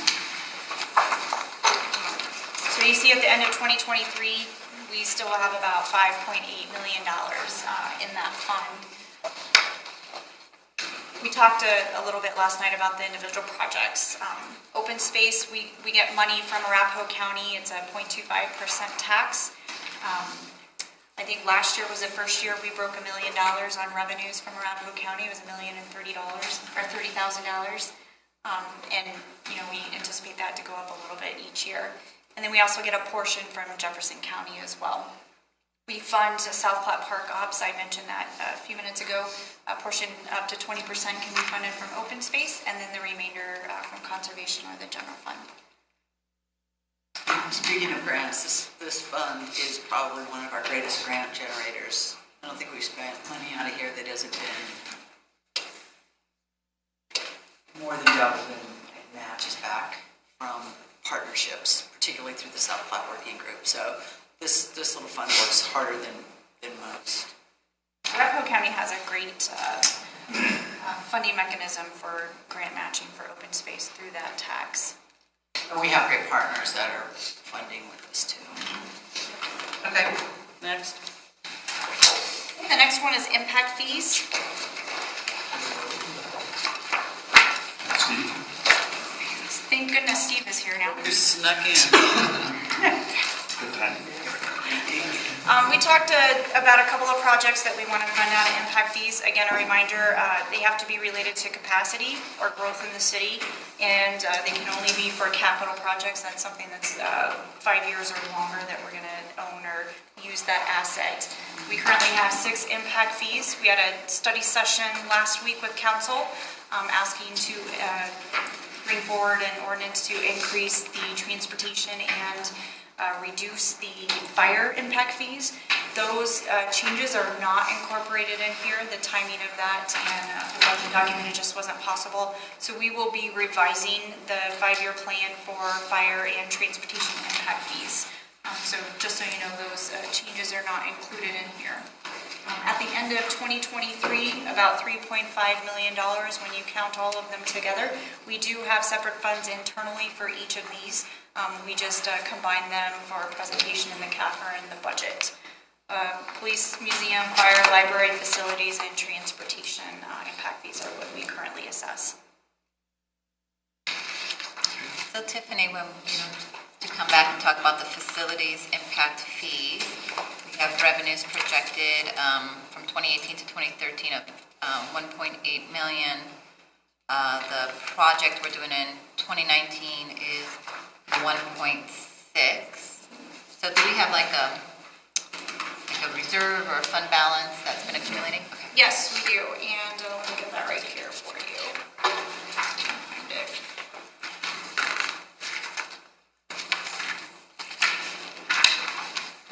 So for the facilities sub-fund for impact fees, at the end of 2018, we're estimating we're going to have $1.8 million in that fund. And then in 2019, we have the $1.6 million that we're planning to spend for this building. So that plus the projected revenues will be about $550,000 at the end of 2019. So at the end of 2023, we will have about $1.7 million in impact fees just for facilities alone. The one thing that I will mention is that the estimates for this are based on 2018 numbers. Again, that's going to fluctuate depending on what new growth we have, what new build we have coming into the city. So again, it's just a projection on the revenue side of that, and we'll update it annually. Are those fund balances that you're looking at somewhere in here that I'm not finding? They're not. No, I'm sorry. Can you send them to me? I can send them to council, yes. Questions? Okay. Next. So I'm going to skip sewer and storm drainage because we kind of already talked about those two funds. And briefly, emergency medical transport, page 199. So this is the fund that we have for emergency medical transport fees, so ambulance fees. With fire separating from the city, we will be closing out this account. And the projection that we had was at the end of 2019, or 2020, there's probably going to be about $723,000 remaining in that fund that we will transfer to the general fund. But for budgeting purposes, it will be zero in 2019. Any additional revenues that we collect from accounts receivable will be in the general fund now. So you won't see a revenue line item for that because it's in accounts receivable. It'll just be cash coming into the city. So.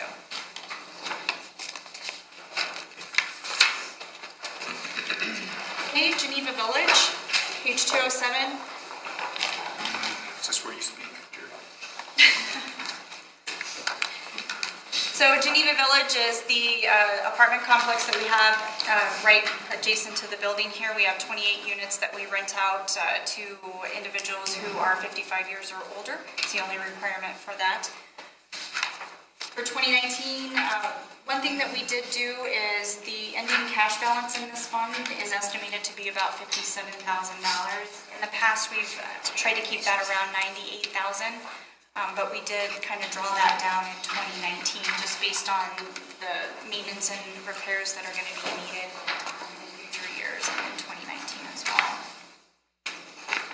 The only revenue that pretty much comes in that fund is rent from the tenants in that complex. It's a $30,000 contractual. That's the fee that we pay Schmo to manage.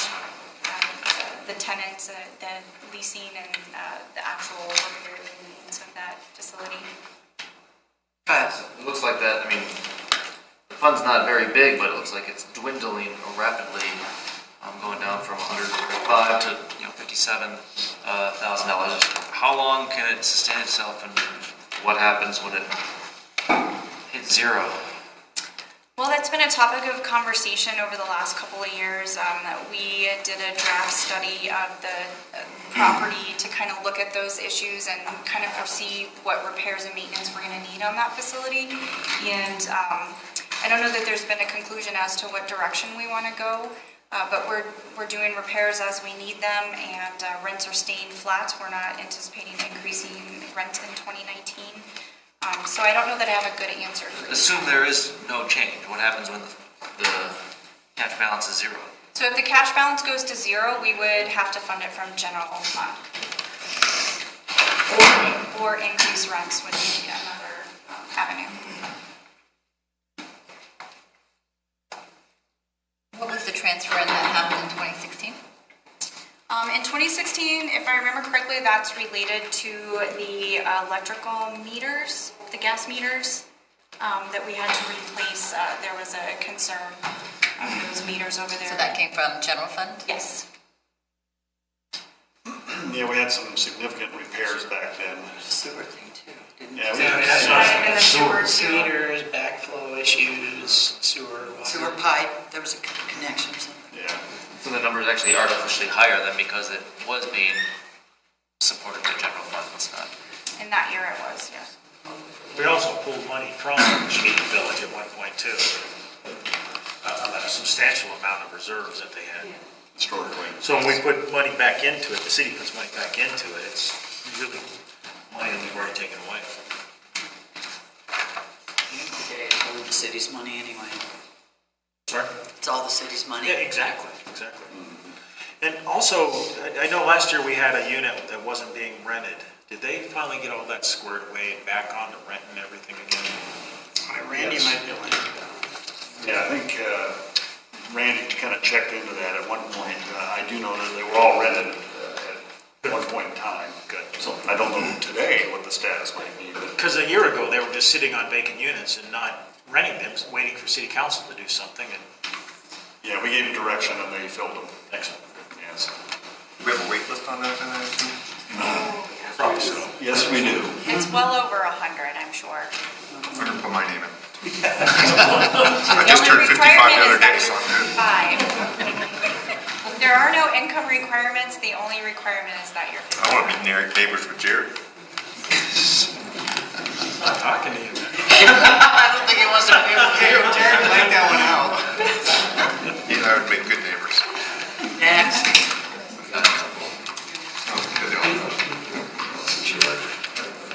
All right. Do we want to touch on the insurance funds, Mark? Yeah, I think just explain that. So we have 3 insurance funds that we maintain for the city. One is the health insurance, the other is a number of other insurances, life, accidental death and disability, unemployment, and then workers' comp. So page 211 is the health insurance fund. When we discussed policy question 1 last night, one of the things that we would like to offer to our employees next year is a premium relief. I mentioned there'll be 2 pay periods in the year that we're actually not going to require the city or the employee to fund their premiums for those two pay periods. And what's allowed us to do that is, you can see here at the end of 2019, our fund balance in that health fund is about $2.3 million.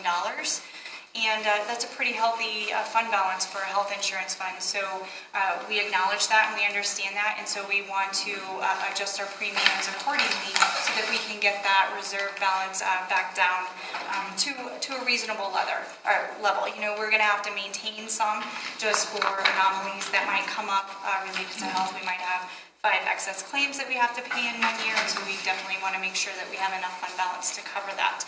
But we understand that that fund balance is very healthy, and we're working internally so that we can provide some relief to our employees related to health claims. That includes our health, our vision, and our dental insurances, and then also our wellness program and the employee clinic that we offer to employees. I mentioned we will have an actuarial come in 2020 to kind of look at all of our insurances, just so we can get a good idea of what our reserve levels need to be after fire separates from the city. That'll be fun. I love actuaries. They really know numbers. You can't offer a test, though. She's sick, I'll give her medicine.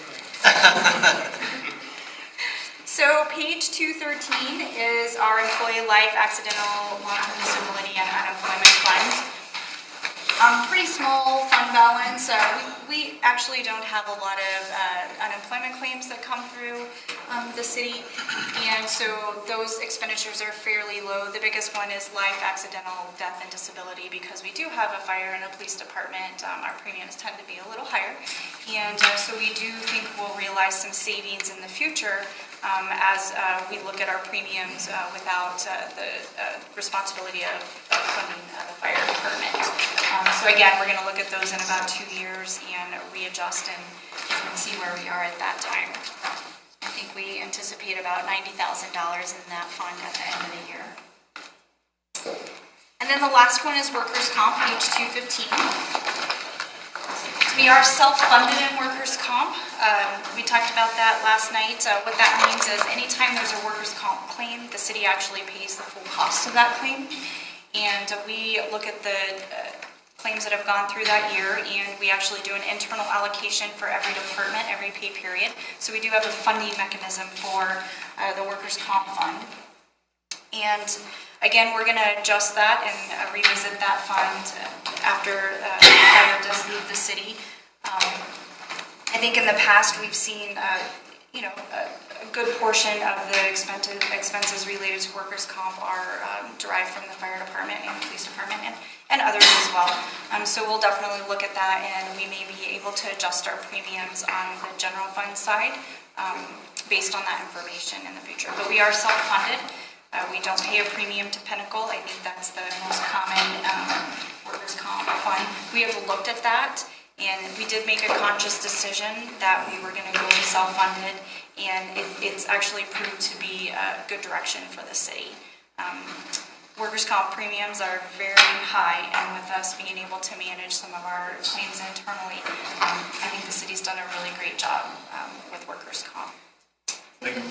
So I was going to say the claims paid then for 2019 are down because of the fire from there? Yes, for 2019, so we do anticipate the claims being reduced in 2019. There's going to be some runoff. We're always going to be on the hook for statute of limitations, whatever they are for a workers' comp claim. But we do anticipate that they will go down beginning in 2019. And we also have reserves in this fund too to address some of those issues. When do you expect to get the new rates? So given that our organization has changed with fire, when do you expect to begin to see some of those savings come through? I think it's going to depend on what insurance you're looking at. And Noelle might be able to help me here, but when you're looking at a health insurance claim, they're resolved fairly quickly. I don't know what the percentage in the first 30, 60, 90 days is, but they're typically resolved in the first few months after an event or after an incident. Workers' comp is a little different because claims continue. They're not usually one and done. There's follow-up to whatever ailment there was. And so those tend to last a little longer. So that one is probably going to take a little longer till we get through. But like I mentioned, workers' comp, we do have reserves in that fund to kind of address those run-out claims, is what we call them. For workers' comp specifically, right, our employees are our employees until December 31st. So any injury that happens, even though they go to South Metro, we're still responsible for. So if someone's in the middle of a claim now, then they still continue to work with us, even though they go to South Metro. So we anticipate, although the claims will drop, we'll still have some runoff for that for the next year or two afterwards. And that would be true if somebody went to a different jurisdiction on the hill, South Metro, right? Right. Yeah, absolutely. So any employee, like HR employee or someone from our fleet department, it would be the same situation. Yeah. All right, and then the last one is property and liability. We do contract with CIRSA for all of our property and liability claims. We have deductibles, $5,000 for property and $50,000 for general liability. So we are fully insured for property and liability claims. That one fluctuates again. We had a couple of hailstorms the last few years. We had a lot of roofs that were replaced throughout the city, the library, the museum. Even this building had some repairs. And so it really just fluctuates. So one concern that we have is we never have had a true funding source for the property and liability. We always just looked at it annually and we said, you know what, we need another $200,000 or $300,000 in this fund, and so we'll transfer from the general fund. I think what we changed going forward is that we are going to have a dedicated source, and it's going to have to be from the general fund. We've been able to transfer from other insurances in the past, and so we want to fund that in the future from the general fund specifically, and the other funds will get a percentage portion of that.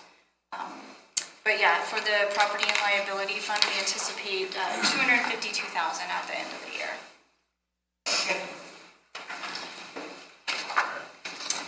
All right, so that's all the other funds. Do we want to take a quick break?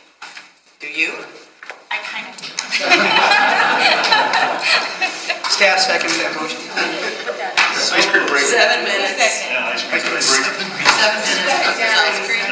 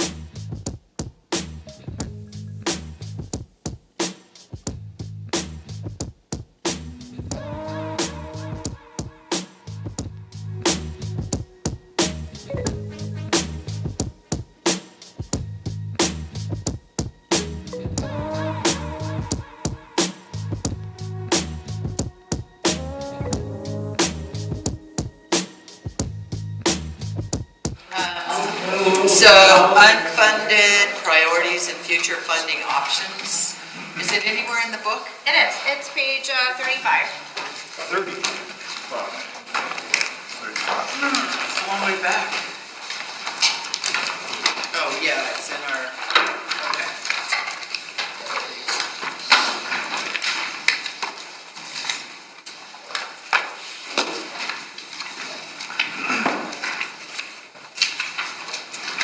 All right, so unfunded priorities.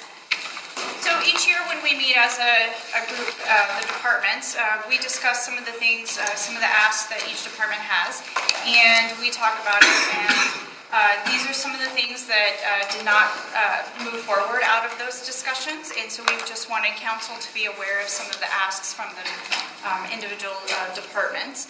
Prosecutor, graphic designer, police public affairs liaison, and we won't let the chief talk about that one either. And some temporary staff in the public works arena to digitize documents. A couple of the other larger things were fiber master plan, transportation studies, sidewalk program, neighborhood traffic calming plotter, truck mounted message board, and historic grant program. And those were things that were proposed to come out of the capital projects fund. I have a question about the public works, the temporary staff. Does the city have an internship program? That would, scanning documents would seem to be something that an intern would be. That's possible, but I get where you're going. We actually have to go through some professional services work to even get a file structure. We don't have anything digitized. So we've got a kind of a leap there, and then we went through a process. We brought in a outside document control specialist on contract because we had no catalog of anything. So we just cataloged about 4,000 files earlier this year, and now we got to think about where they go. So. Yeah, one day we'll give you a tour of the basement of Building 1. No, there's none of our files are in there. No, they're upstairs. They're upstairs. There you go. No, everybody's files are out, and let me In the also cloud. add to that piece of it, is that contracting outside, they did that right before I came here. And you have to have people who are scanning in the documents that care about the documents. Because if we sent them out to a company, and if there was a sticky covering up the whole thing, they scanned it just like that. So, and that's just the way they are. They scan it just the way it is. So you still have to have somebody prep the files to go to the scanner, meaning taking out all the staples, all the clips, making sure there's notes in there that shouldn't be in there, taking out anything that's confidential. I mean, you have to have somebody, it can't just be anybody blow Joe off the street. You have to have somebody who cares about your documents. Because if you put garbage into Laserfiche, you're going to get garbage out. You can't, you have to be able to make it so that it's searchable and go about it very strategically. So on this, we're going through this, are you asking us to make decisions as to whether or not we would want to fund any of these? Not necessarily. I think we just want council to be aware of some of the other asks from the departments of needs that they have in their areas, just so that you know that we weren't able to fund everything. So if council decided that they did want to fund any of these, where would that money come from? Would that come out of the reserve? So the majority would come from the general fund, the fund balance from the general fund. The other thing that you have to take into account is the impact over the next 5 years. If you add an FTE this year, there's going to be an incremental increase over the next 5 years. So we kind of have to look at it globally or in the whole picture to see what that impact is. But but when you're looking at the public works, that says one-time expense. So that would be one time. That's correct. Yeah, I think towards the end of Tiffany's presentation, she's going to have some financial plans here that we're going to talk about just one more time here. And I think the overall theme, just going back to that, we're trying to position ourselves so that we're ready for the vote here in November. And because if it is not affirmative, then we're going to have just a real deep challenge. And so that's why I think we felt to be a little conservative in what we're suggesting to council here for the budget for 2019. And I think it's it's important for council to understand, there are needs well above what we even ask each budget year. And in the past, I don't know that we've always communicated that to council and to the citizens as to what our true needs are. And so the last couple of years, we've provided some unfunded priorities to council so that you actually have needs above what we currently are able to fund. Well, and I appreciate that, but I will tell you that I think we are clear that the budget that you ask for is essentially a bare minimum, recognizing the financial situation and being respectful of that, and that there's no doubt. I mean, we all year long talk to you guys, meet with you guys, have study sessions. We're clear that there is a tremendous amount of need that is not being met. So thank you for culling this down to what you have. I realize it was painful. I think that we would like to be able to fund everything always, but you guys have prioritized based on all your best information, and I think that's definitely helps guide our decisions. Council, any questions on any of these? Karina?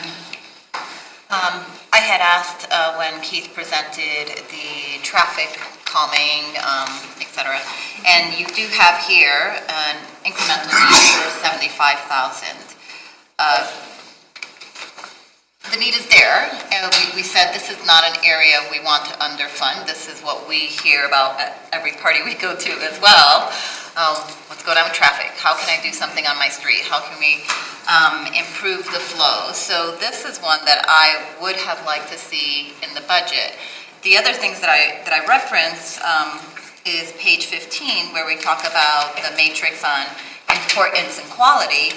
The ones that are very important but lower quality are traffic flow, traffic enforcement.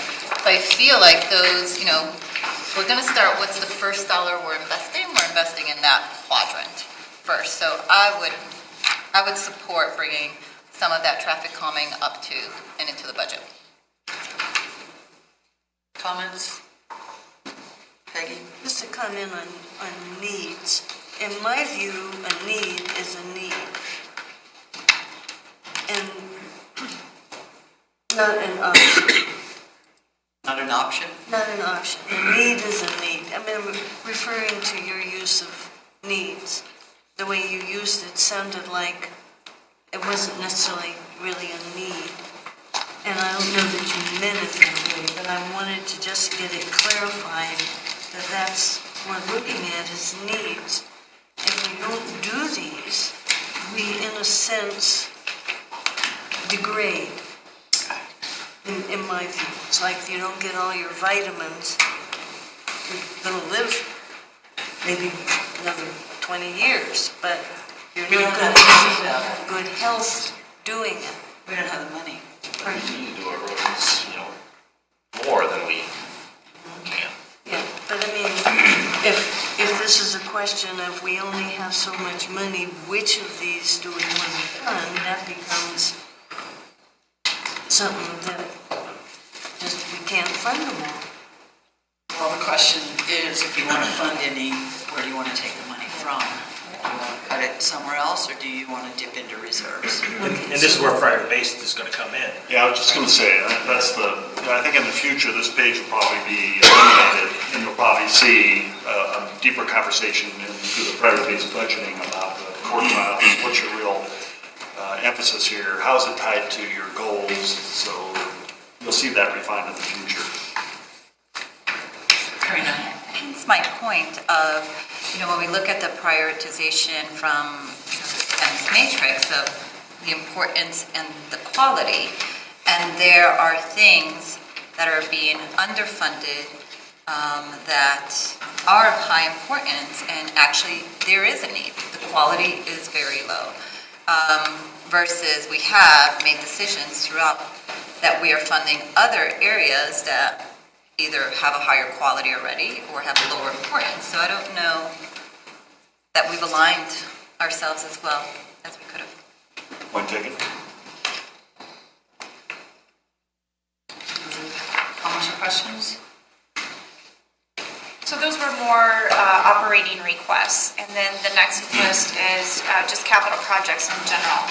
We talked about the 5-year fiscally constrained plan and the capital projects fund. And these projects listed here are some of those things that we unfortunately are just not going to be able to fund.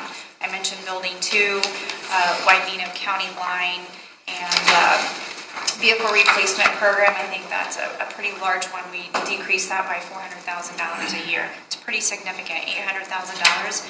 We're hoping we'll be able to replace at least the police vehicles with $800,000. So just some items that we definitely aren't going to be able to fund over the next few years. Given our current rate of income. Questions? So is there an Put a option? buzzkill after the ice cream social. Well, is there an option or a desire to consider moving the neighborhood traffic calming into the budget for 2019 from the rest of council? Council? Peggy? What? Would you be in favor of moving the neighborhood traffic calming into the budget? Putting it in the budget? Yeah. Pat? Yeah, I think so. Kyle? Gary? Not at this time. Carol? What comes out if we put that in? Yeah. We need to discuss that. Money comes out of the general fund. We can't just put it in. I would say, I mean, we're going, it would be the reserves, at least I think, is what we do. It's 75,000. So typically, traffic calming is paid from the capital projects fund, and we only have $33,000 at the end of 5 years. So if you want to fund it out of the capital projects fund, you would have to reduce something else to be able to do that. The other option is to do a transfer from the general fund into the capital projects fund for the amount that you're talking about. Is this something that we can put on whatever list we're coming back to? I was just going to suggest that. Yeah. We come back to So that you council. can give us something to consider, and I know some of it may also have to do with capacity of staff and what they can address. So we'll look for a recommendation from Finance and Public Works on. That's true with anything. Like, we have boilers too that need to be replaced. When a boiler goes out, that's a bad thing. You have to pay for it whether they're repaired or not. I mean, that's why almost all of these items can be parked somewhere. They are. They're all parked. And unfunded. They need, I would like to see them, if anything, put into a priority order. Yeah, I think do we have a process? We had a process, didn't we, for the capital for prioritization? They are priority. Oh, they are? Oh, okay. Yeah. Oh, yeah, I'm sorry. Go I'm ahead. sorry, page 36 and 37 in your, Right, but when I look at priority 3, a courthouse boiler replacement, I mean, how bad is it? You guys know, yeah. But when a boiler goes out, it has to be replaced. you're right, and if a boiler does go out, we will either come back to council and ask for an appropriation to. And the answer would have to be yes. So that to me, something like boilers, well, I don't see why that's not a priority one. Well, not until it breaks. Carol? Being a boiler person, I would say it's not really likely that it will just go out. Okay. It might blow up, but that would be. Well, that's comforting. I'll let my clerks know.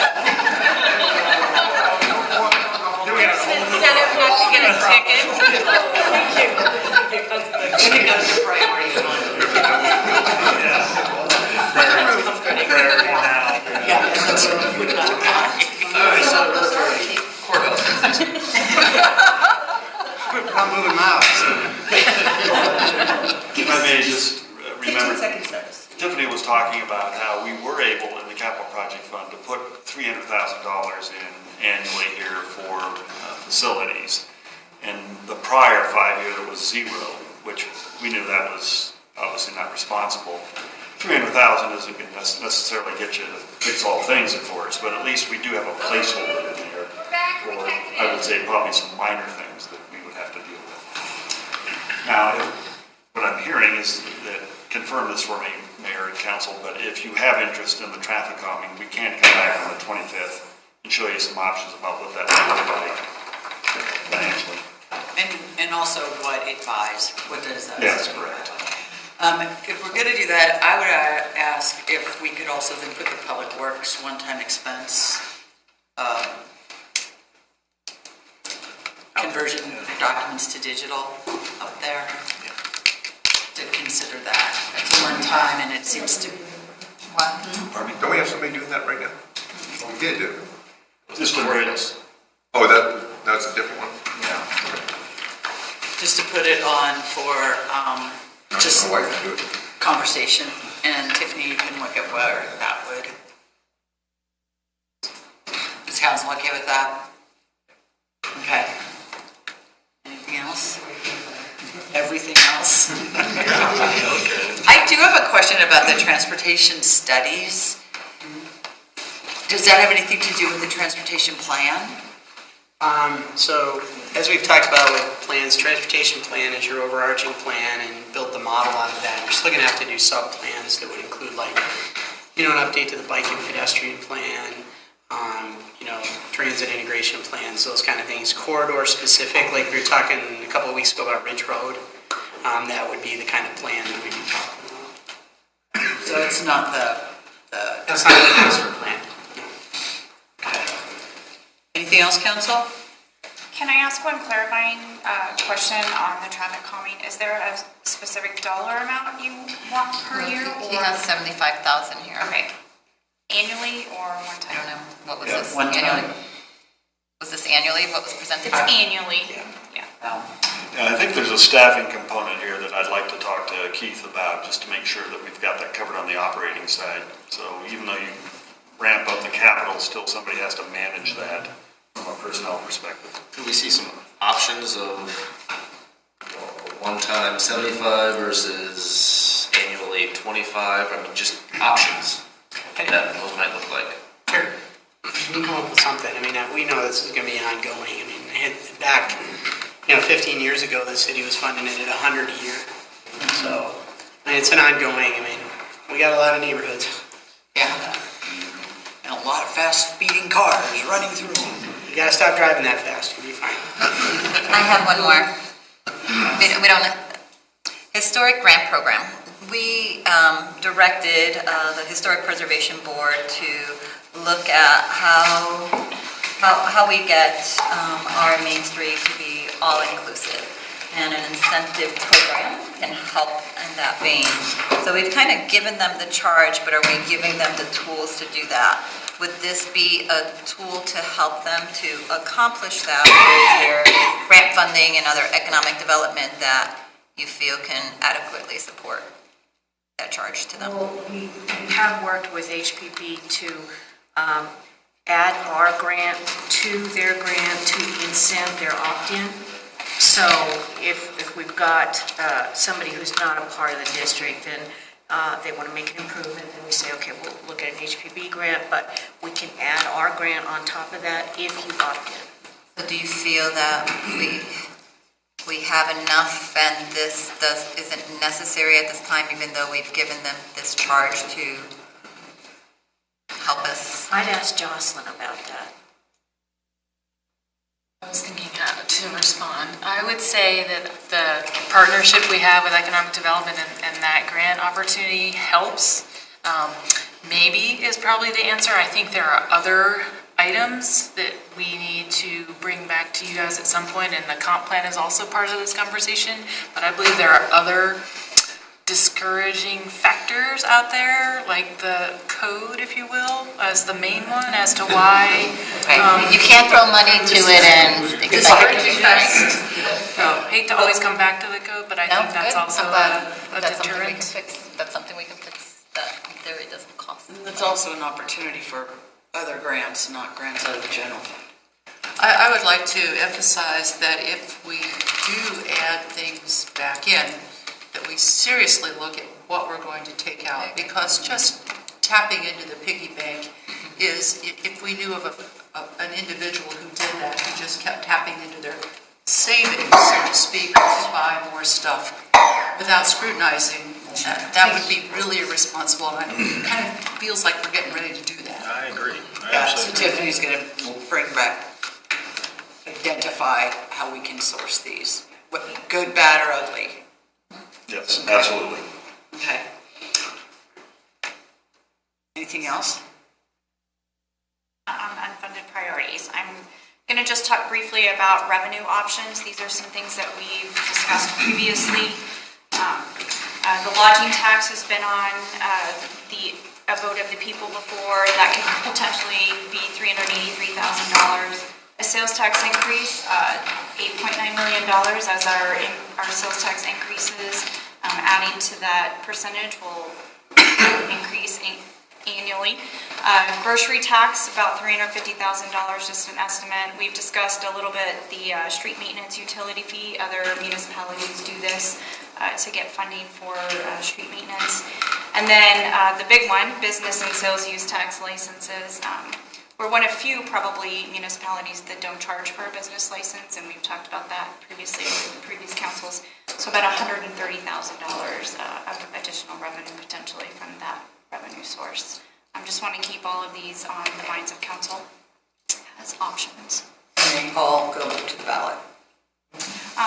Not Except for the business. The business doesn't. And the utility fee. Oh, because it's a fee. Yes. Everything else would go to the ballot. Speaking of fees, when we had our fee discussion last week, 2 weeks ago, a month ago, I don't know how long ago it was. It's all in Yeah. We talked about other, like I think when we were looking at that chart of other communities had, there was an open space fee or affordable housing. Are there other options on other fees that would be directed towards a very specific use that we are lacking right now? Yeah. I think the cost of service study might be an opportunity for us to look at those additional fees.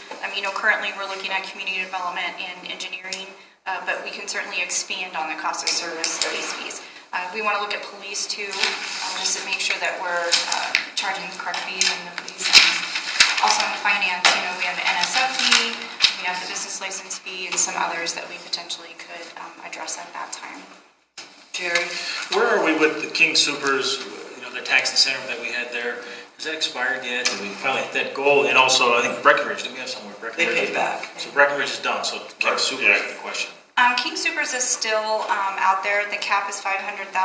I don't envision that they will meet that cap within the 6-year period. So we do have a couple more years on the King Supers incentive. So we're year 4 right now then?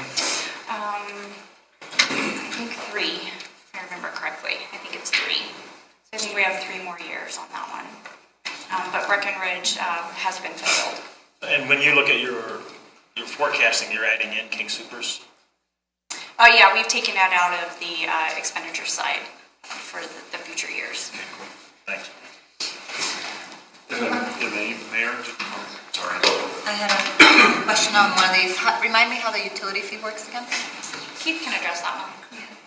Again, in some cities have used it as a street maintenance utility fee, others have used it for like a trail and multimodal fee. It's a fee that you collect typically by property. It's a little bit easier to do when you build utilities more than once a year. And so, for example, in Loveland, a single-family residence is about $1.70 a month, and that goes into a restricted fund that's just used for street maintenance. And it's partnered up with the HUTF money, and basically the city commits to touch every street from a maintenance perspective every 7 years, on average. Yeah, and because you must have it has to be restricted. Like, you can't have something that says if you have extra, it's going to roll into the general fund. That's been litigated, and that would fail quickly. But, in some communities, Longmont's done a trail and sort of sidewalk maintenance fee similar on their utility bills, and other jurisdictions have done a few things. It's just, kind of got pioneered in the late 90s, early 2000s, that kind of time. I'm just going to kind of add to a comment you made earlier, Mayor, here about maybe it's time to look at some kind of a ad hoc committee to start looking at some of our infrastructure challenges. So this revenue kind of reminds me of this. I kind of pointed this out in a study session here some months ago, and I'd like to bring to the council here late this fall, talk about some options about what that committee could be, whether it's ad hoc or a formal board or commission, kind of what their charge would be. Lots of cities kind of use this kind of approach to, a little bit more public involvement, a little bit more public discussion about kind of the challenges. And so I think this does have some value for us, and I'd like the council to maybe talk about that and consider that here when we make this fall. I would like to see for our retreat in January, I would like to see a very dynamic discussion about revenue options, including showing some variances on those percentages. I think we need to drill a little deeper into the lodging and whatnot.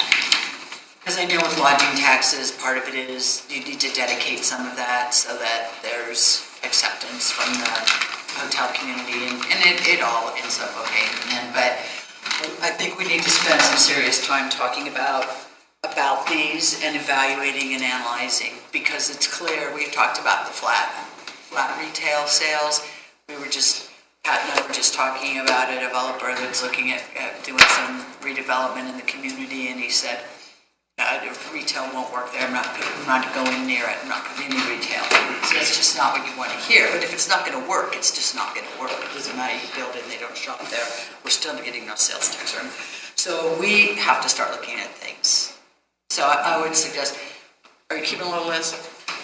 Yes, we are. For the retreat. Because I think that's something we really do need to have a conversation about, and the fee thing, the street maintenance fee, and then we are going to get our fee study. When is that? 25th. Oh, so we'll have that on the 25th. So we'll be talking about it on the 25th. We won't have the final report ready for the 25th, but we will discuss it. Final draft, I would call it. Okay. Okay, that sounds great. Anything else? And these are annual amounts. Yeah. Not monthly? Monthly. Fix everything. Not over the next 5 years. Yeah. No. Okay. All right. All right. Thank you. Wait. Oh, Tiffany. Oh, wait, there's more. Sounds like it's... Water now, and you can have some. So So I want to kind of bring all of our discussions together and again, just focus on the general fund and our 5-year fiscally constrained plans. You have one in your documents. Sorry, I have page 40 and 41. And Erlene is going to pass out another one for you. I apologize for not having it here. But the one thing that we really need to focus on is what are we going to do for the next 5 years? We want to monitor our revenues, we want to look at our expenditures, and we want to make sure we have enough reserves at the end of every year to ensure stability for the city's future. The 5-year plan that you have in your budget book is assuming that the inclusion is a yes vote and that it's going to start in 2020. Again, 5 years, it's a lot of information, but I want us to focus on the bottom line, the green line. And it's what percentage of reserves we have at the end of each year. The most important one on this one is in year 2023, we're at 16%. Our current policy is 8 to 18, so we're within that. Keep in mind, this is with the inclusion. This is us contracting in 2019 with South Metro, and then South Metro providing fire service through a property tax mill, that going forward. It also includes the $3.1 million that's going to be dedicated annually to the capital projects fund. And you can see that in blue on the sheet. I think the orange line is the fire line, so you can see our contracted amount in 2019 is estimated at $8.5 million. It's based on the 9.25 mills, our property tax estimates, and the incremental portion of specific ownership tax that we will be paying to South Metro. I think what we really want to put in perspective is the handout that we just gave you. So the handout that you have in front of you currently is what will happen if the vote is no for the November election and the city is required to continue contracting with South Metro for fire services. Again, the last column in the 5th year 2023, you can see our reserve percentage is 4%. State statute requires that we maintain at least a minimum of 3% to meet the TABOR requirement. So I think it's very important to understand the impact of contracting with South Metro going forward and the inclusion with South Metro. Very different scenarios, and in November, we definitely will be coming back to council and discussing what are our options based on the outcome of the election. Again, you can see the fire contracting amounts on that form, I believe, yes. So I just think it's important to understand the difference between the decision that's going to be made in November by the voters and what's going to have to go forward based on that outcome. If I may, let me say a little differently from my perspective. The city, it would be irresponsible for us to allow our general fund to have a reserve in those amounts in those out years. Irresponsible.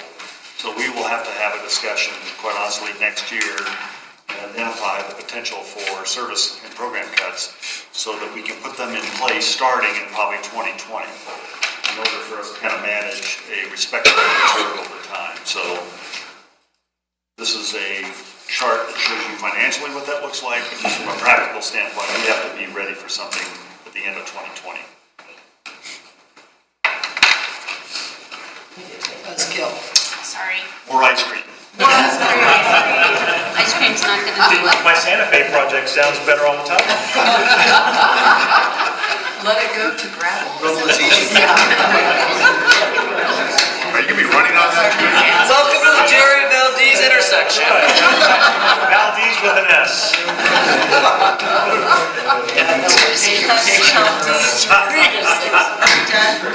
All right, we're done. Thank you very much. Thank you. We thank Tiffany one more time here for going through all that.